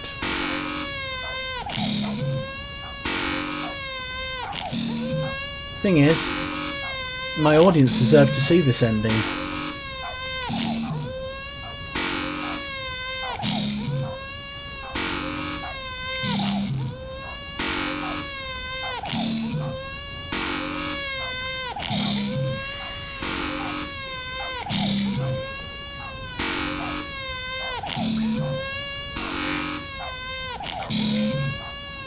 Why do we attempt to achieve challenges?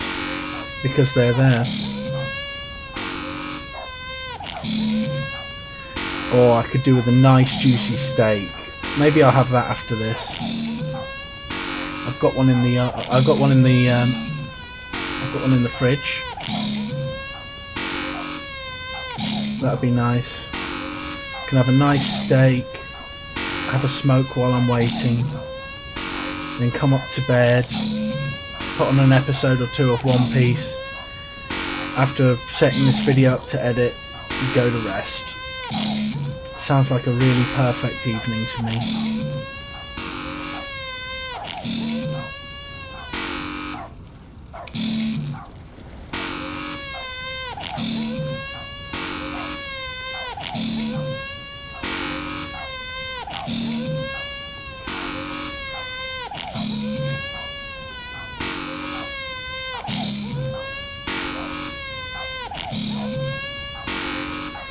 Boy, this is hard.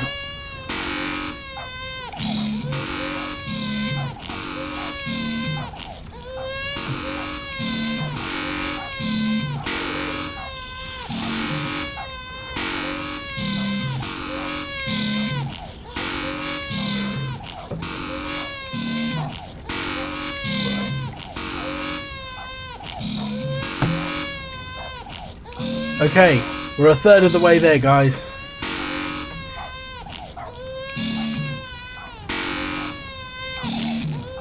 So I've only got 40 minutes left. Yeah, 40 minutes left.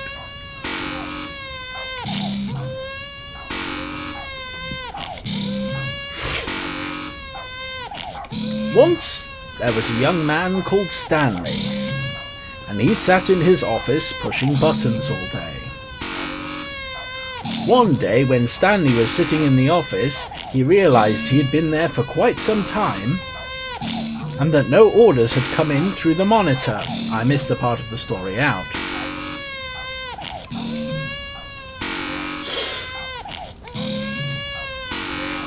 Stanley waited and waited, but still no orders came in on the monitor for him to press, of which buttons to press.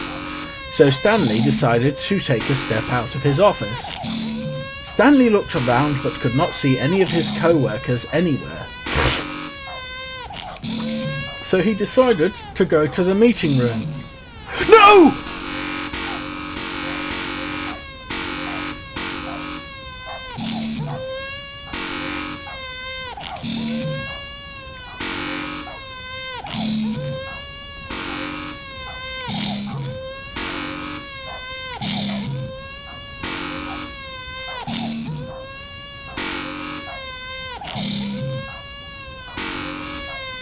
I might have failed.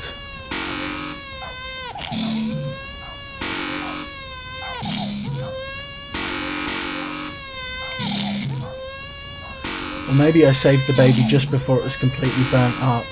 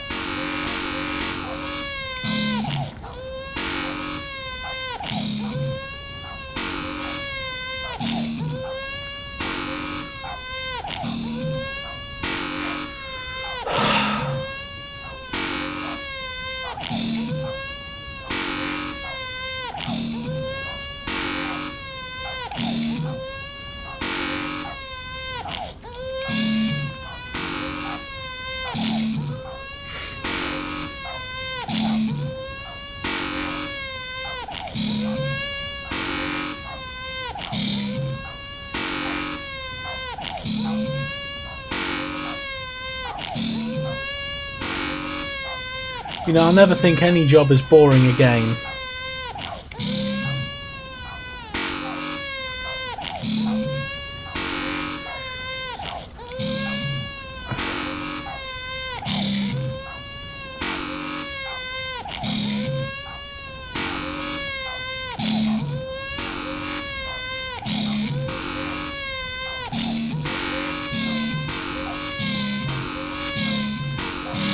Oh, this is so horrible.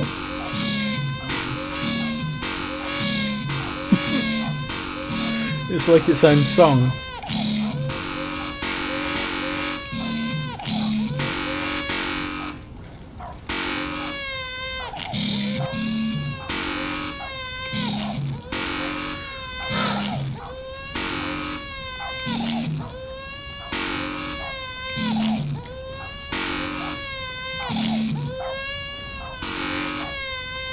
This is such a cruel game.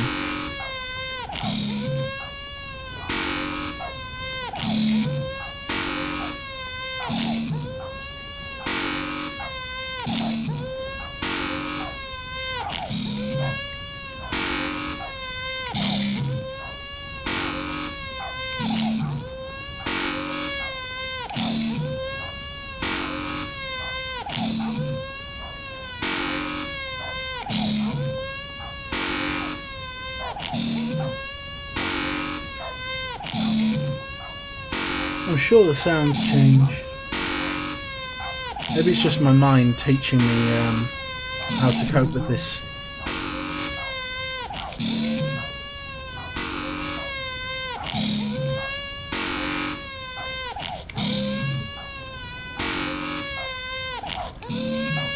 It takes a lot of mental fortitude.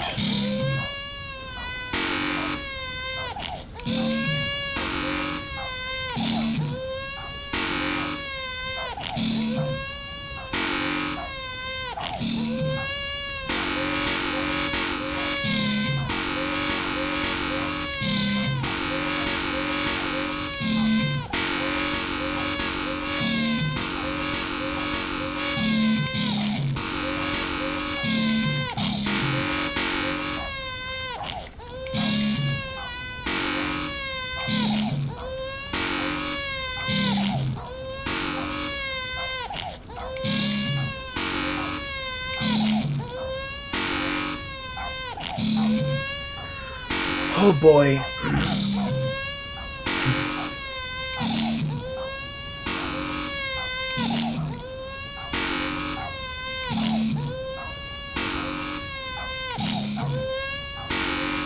I can't wait to that delicious steak. The beautiful, beautiful tasting steak that I'm going to lovingly prepare with some beautiful rock sea salt. Delicious. And black pepper. Cooked to perfection. Slow cooked on a specially designed pan. Gorgeous.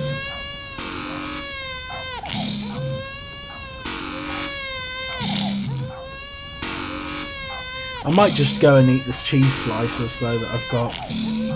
Maybe I could put the cheese slices on the steak. Just bouncing from baby to button, baby to button. And the pigs looked from baby to button and they didn't know which was which. You think Orwell's future is frightening. This is a frightening future.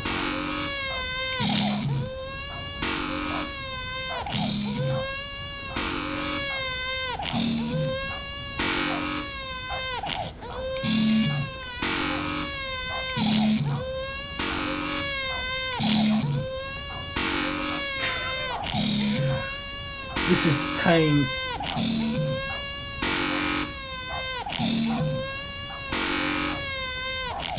But don't worry, I am gonna get through it.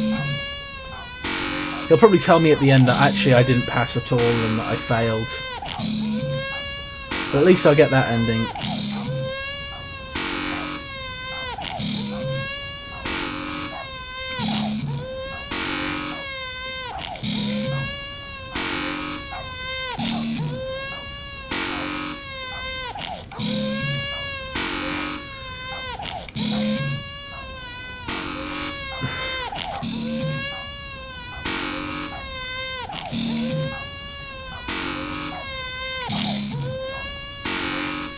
1, 2, 3, and 4.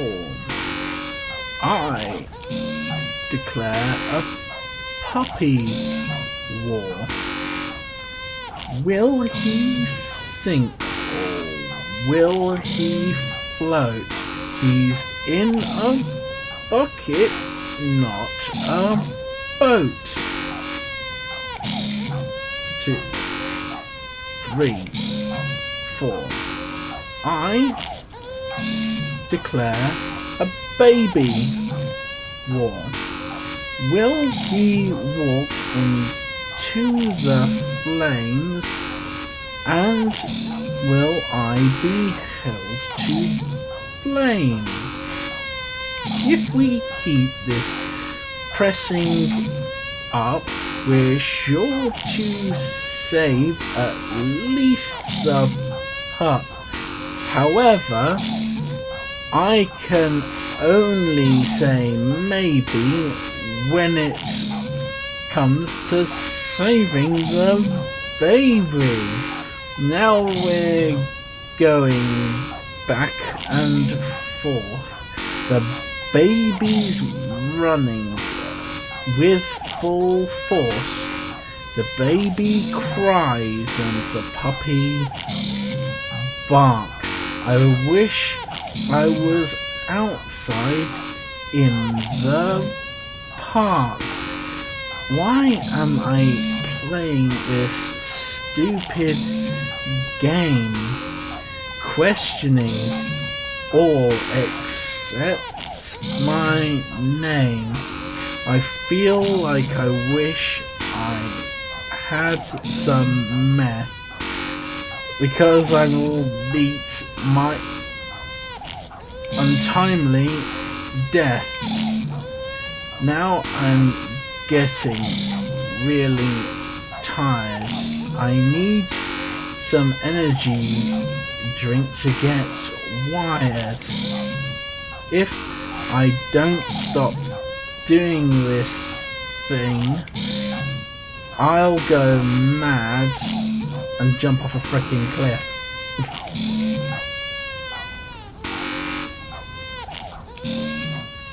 Oh, jeez.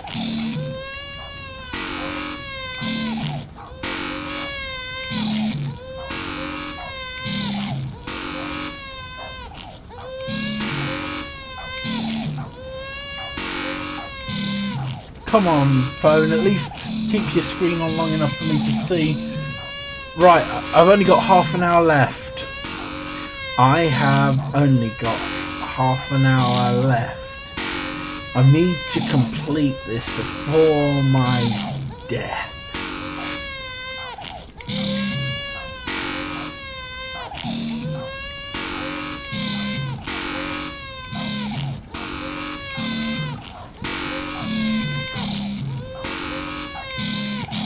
Oh my god. I think I deserve a cigarette.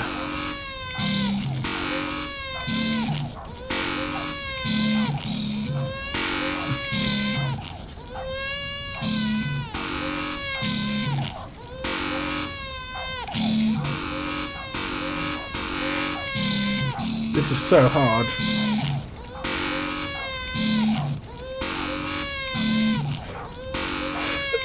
So tell me, what do you think of this game? I think it's a pretty incredible game despite the torture it's put me through.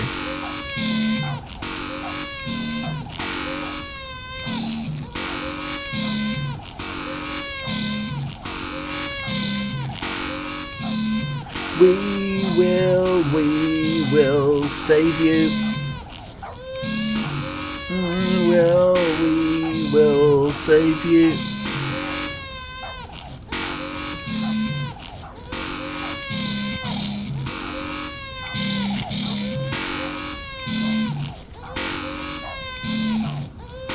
Have we really been doing this for over 3.5 hours? Goodness, how time flies. Wouldn't you say it's flown? Oh no, you don't have to answer that. I understand you're quite busy. Just keep at it. Almost there. Well, at least he said something. So we've got half an hour left. It's not bad. I think I'm going to give him a 5 out of 5 for this, because otherwise it'd feel like I was just being bitter. I'm only doing this while I smoke, because I really need a split cigarette right now. Believe me, if you've been in this situation, you would want one too.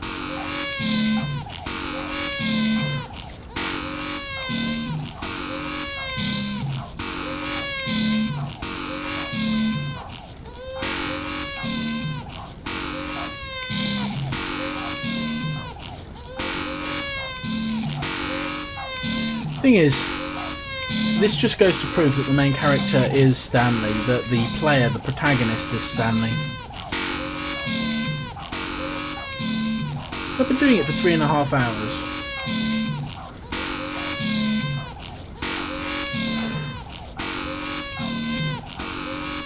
I can't afford to become distracted now.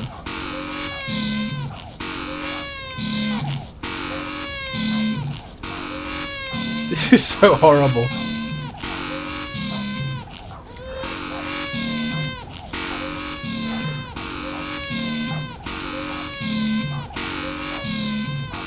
Have you been watching for 3.5 hours? Probably more if you saw the ending first.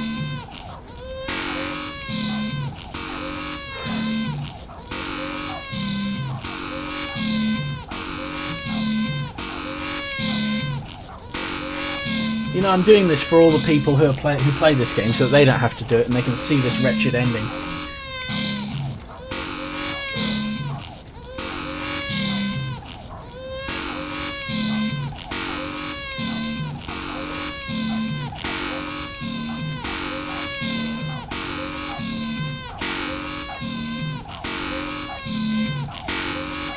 Oh, this is so hard.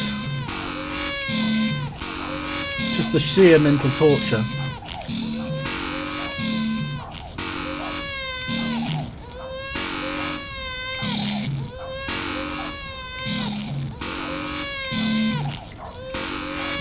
Whew.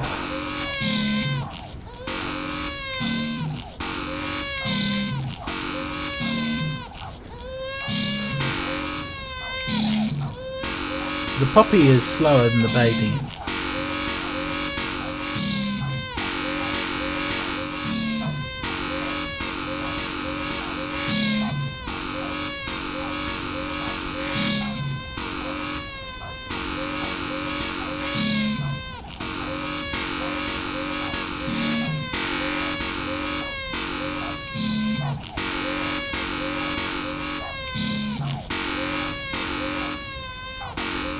Yeah, I know, I'm a terrible composer. Give me a break. I've only got 2 things to work with here.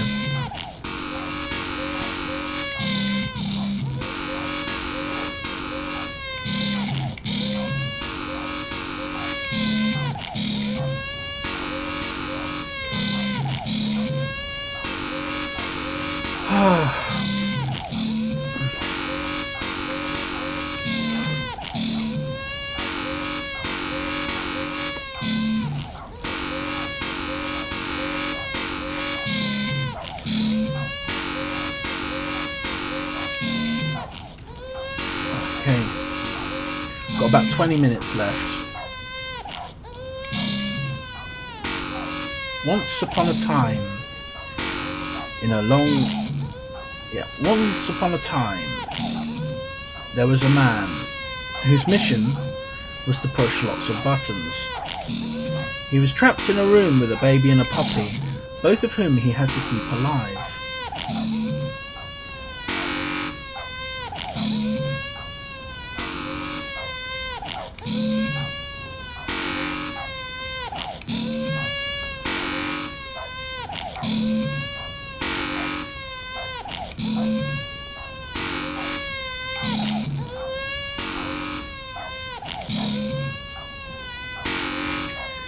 In 20 minutes, he had a steak waiting for him, and he was very hungry. Maybe while I'm waiting for the steak to cook, I will eat some of those cheese slices. That sounds like a good plan. Doesn't sound good for my heart, but neither is playing this darn game. Thing is, we're only on this planet once. We have the whole of our lives ahead of us.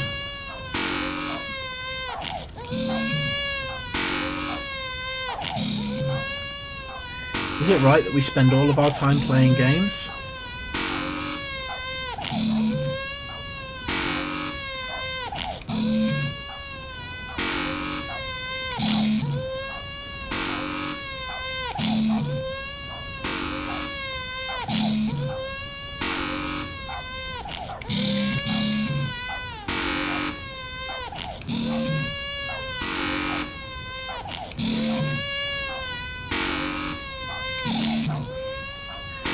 If anything, this is teaching me not to like children, and it's teaching me not to like puppies. So I've been talking with my partner about what we're going to call our children.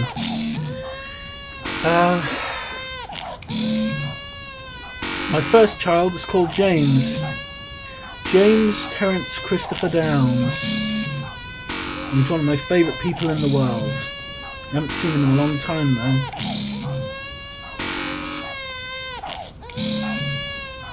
Tell you a little story about him. Once I took him to a shop and he started complaining and crying. So he threw himself on the floor and started having a tantrum. So I threw myself on the floor and started having a tantrum right next to him, and he looked at me with absolute horror. And I said to him, "That's what you look like, James. That's what you look like, kiddo." I usually call him kiddo. And there was a young mum there, and she said, "Wow, you're a great parent." And I was like, "Yeah, I know, right?" Because he looked so embarrassed and ashamed. Because the thing is, it's like, I think it's important when you've got kids, you've got to show them what they can look like. Because their aim with what they do is to embarrass you, but they don't realise that they're potentially just embarrassing themselves.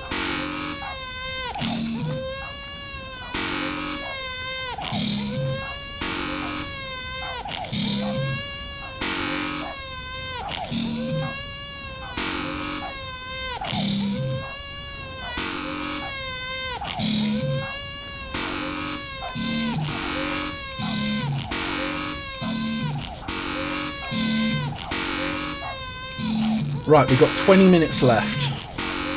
Jeez Louise.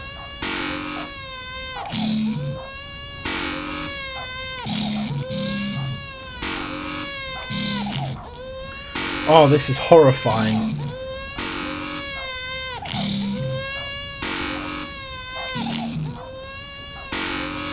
Still, you're gonna do anything for them subs, anything for them views, anything for that watch time.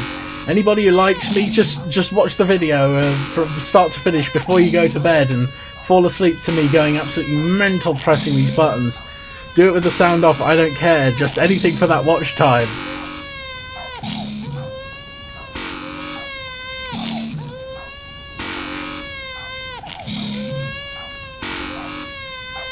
Oh, this is mental.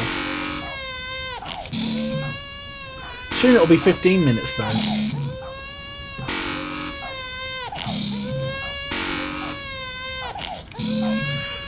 Tomorrow and tomorrow and tomorrow creeps on this petty pace from day to day to the last syllable of recorded time, and all our yesterdays have lighted fools the way to dusty death.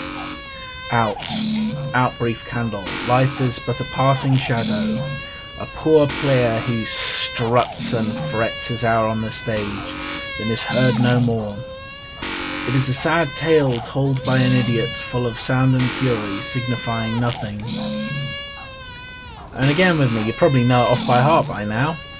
Tomorrow and tomorrow and tomorrow creeps on this petty pace from day to day to the last syllable of recorded time. And all our yesterdays have lighted fools the way to dusty death. Out, brief candle. Life is but a passing shadow, a poor player who struts and frets his hour on the stage, then is heard no more. It's a sad tale told by an idiot, full of sound and fury, signifying nothing. Really good monologue, one of my favourites.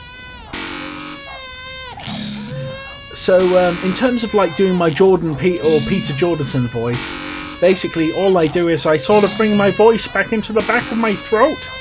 So, if I'm going to be Peter Jordanson, I just want to say that it's not fair to drop a baby into a fire, nor is it fair to lower a puppy into a pool of flesh-eating piranhas, or puppy-eating piranhas even. You see, the problem is, with everything that we see nowadays, it's just yet another test, another thing we have to go through where lobsters chew on each other. Oh my god.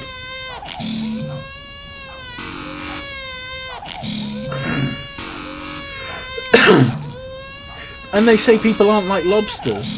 I'm like a lobster caught in a lobster pot. There is no escape. I just have to obey and deal with things. People are like lobsters. What do these people who know? Jordan Peterson! What have these interviewers, what have they experienced? Have they ever tried to prevent a baby from going into a fire whilst saving a puppy from flesh-eating piranhas? Who knows?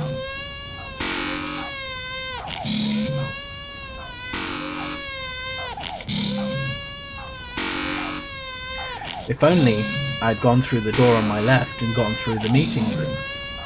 Then I wouldn't be here. I would have slowly found my way through the building and into my boss's office, where I would have randomly hit the right keys to get in. Then I would have gone down on an elevator to the mind control unit and found my way through to the reactor, where I could hit the off switch and walk out into the friendliness of nature. But that is not to be. Instead,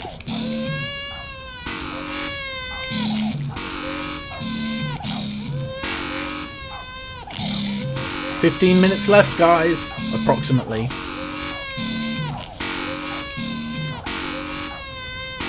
So what can I do for 15 minutes? I can push this button, I can push this button, I can push this button, and I can push this button, and I can push this button, and I can push this button.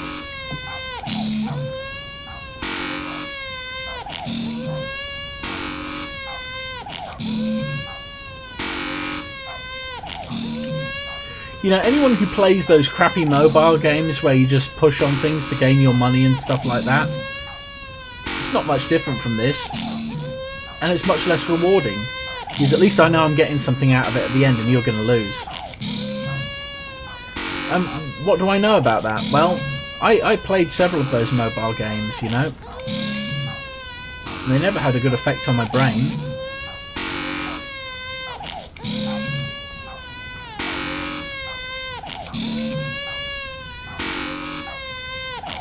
National diploma, degree in performing arts, doctorate.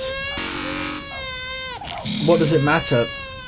All I am here is just a man pushing buttons. Pushing them relentlessly as part of some gigantic psychological test of endurance and will.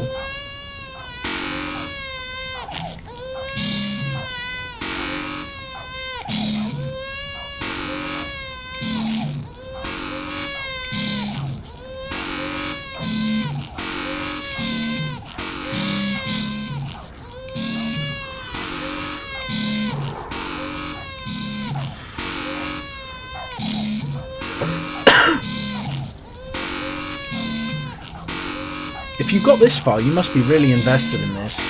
You must care a lot about me. If you care about me, send me a message, let me know. I really appreciate it.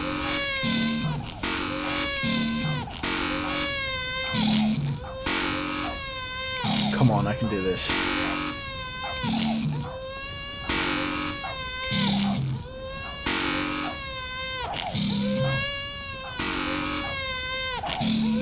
So, 1, 2, 3, 4. I declare button war.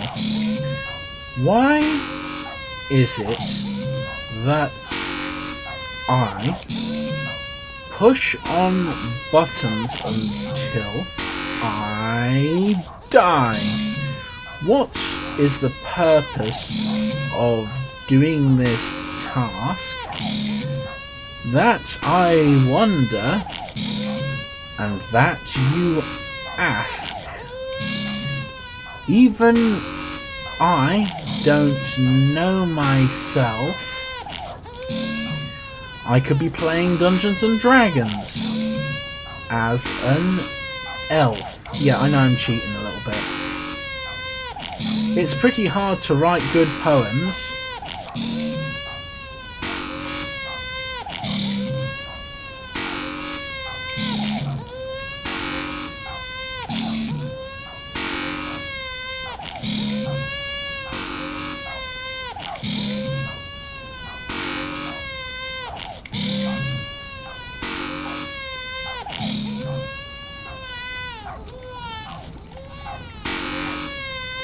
Right. Just trying to see if I can come up with anything good. So.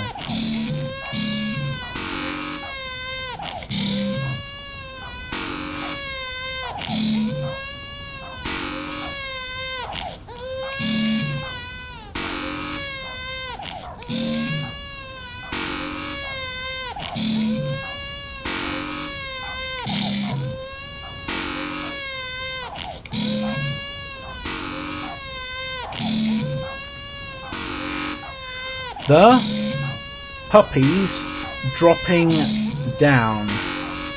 The baby crawls along. The fire is very hot. So the puppy drops down. The baby crawls along. Hot the fire is. Oh no, very hot the fire is. That's a haiku. Just trying to come up with things to keep the mind focused whilst I do this. I want to drink Coke so bad right now. I want to pee really bad right now. I'm in so much stress. Because if I get too caught up in trying to think too much, the baby will inevitably go into the flames and I will lose this frickin' task.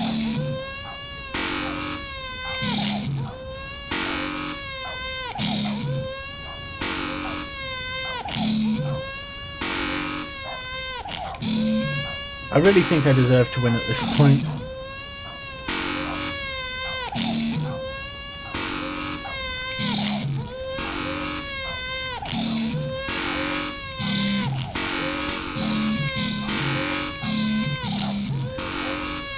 Right, we are on our final 10 minutes.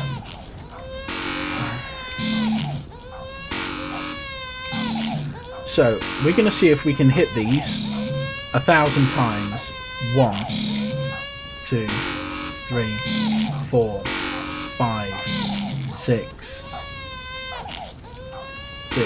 7, 8.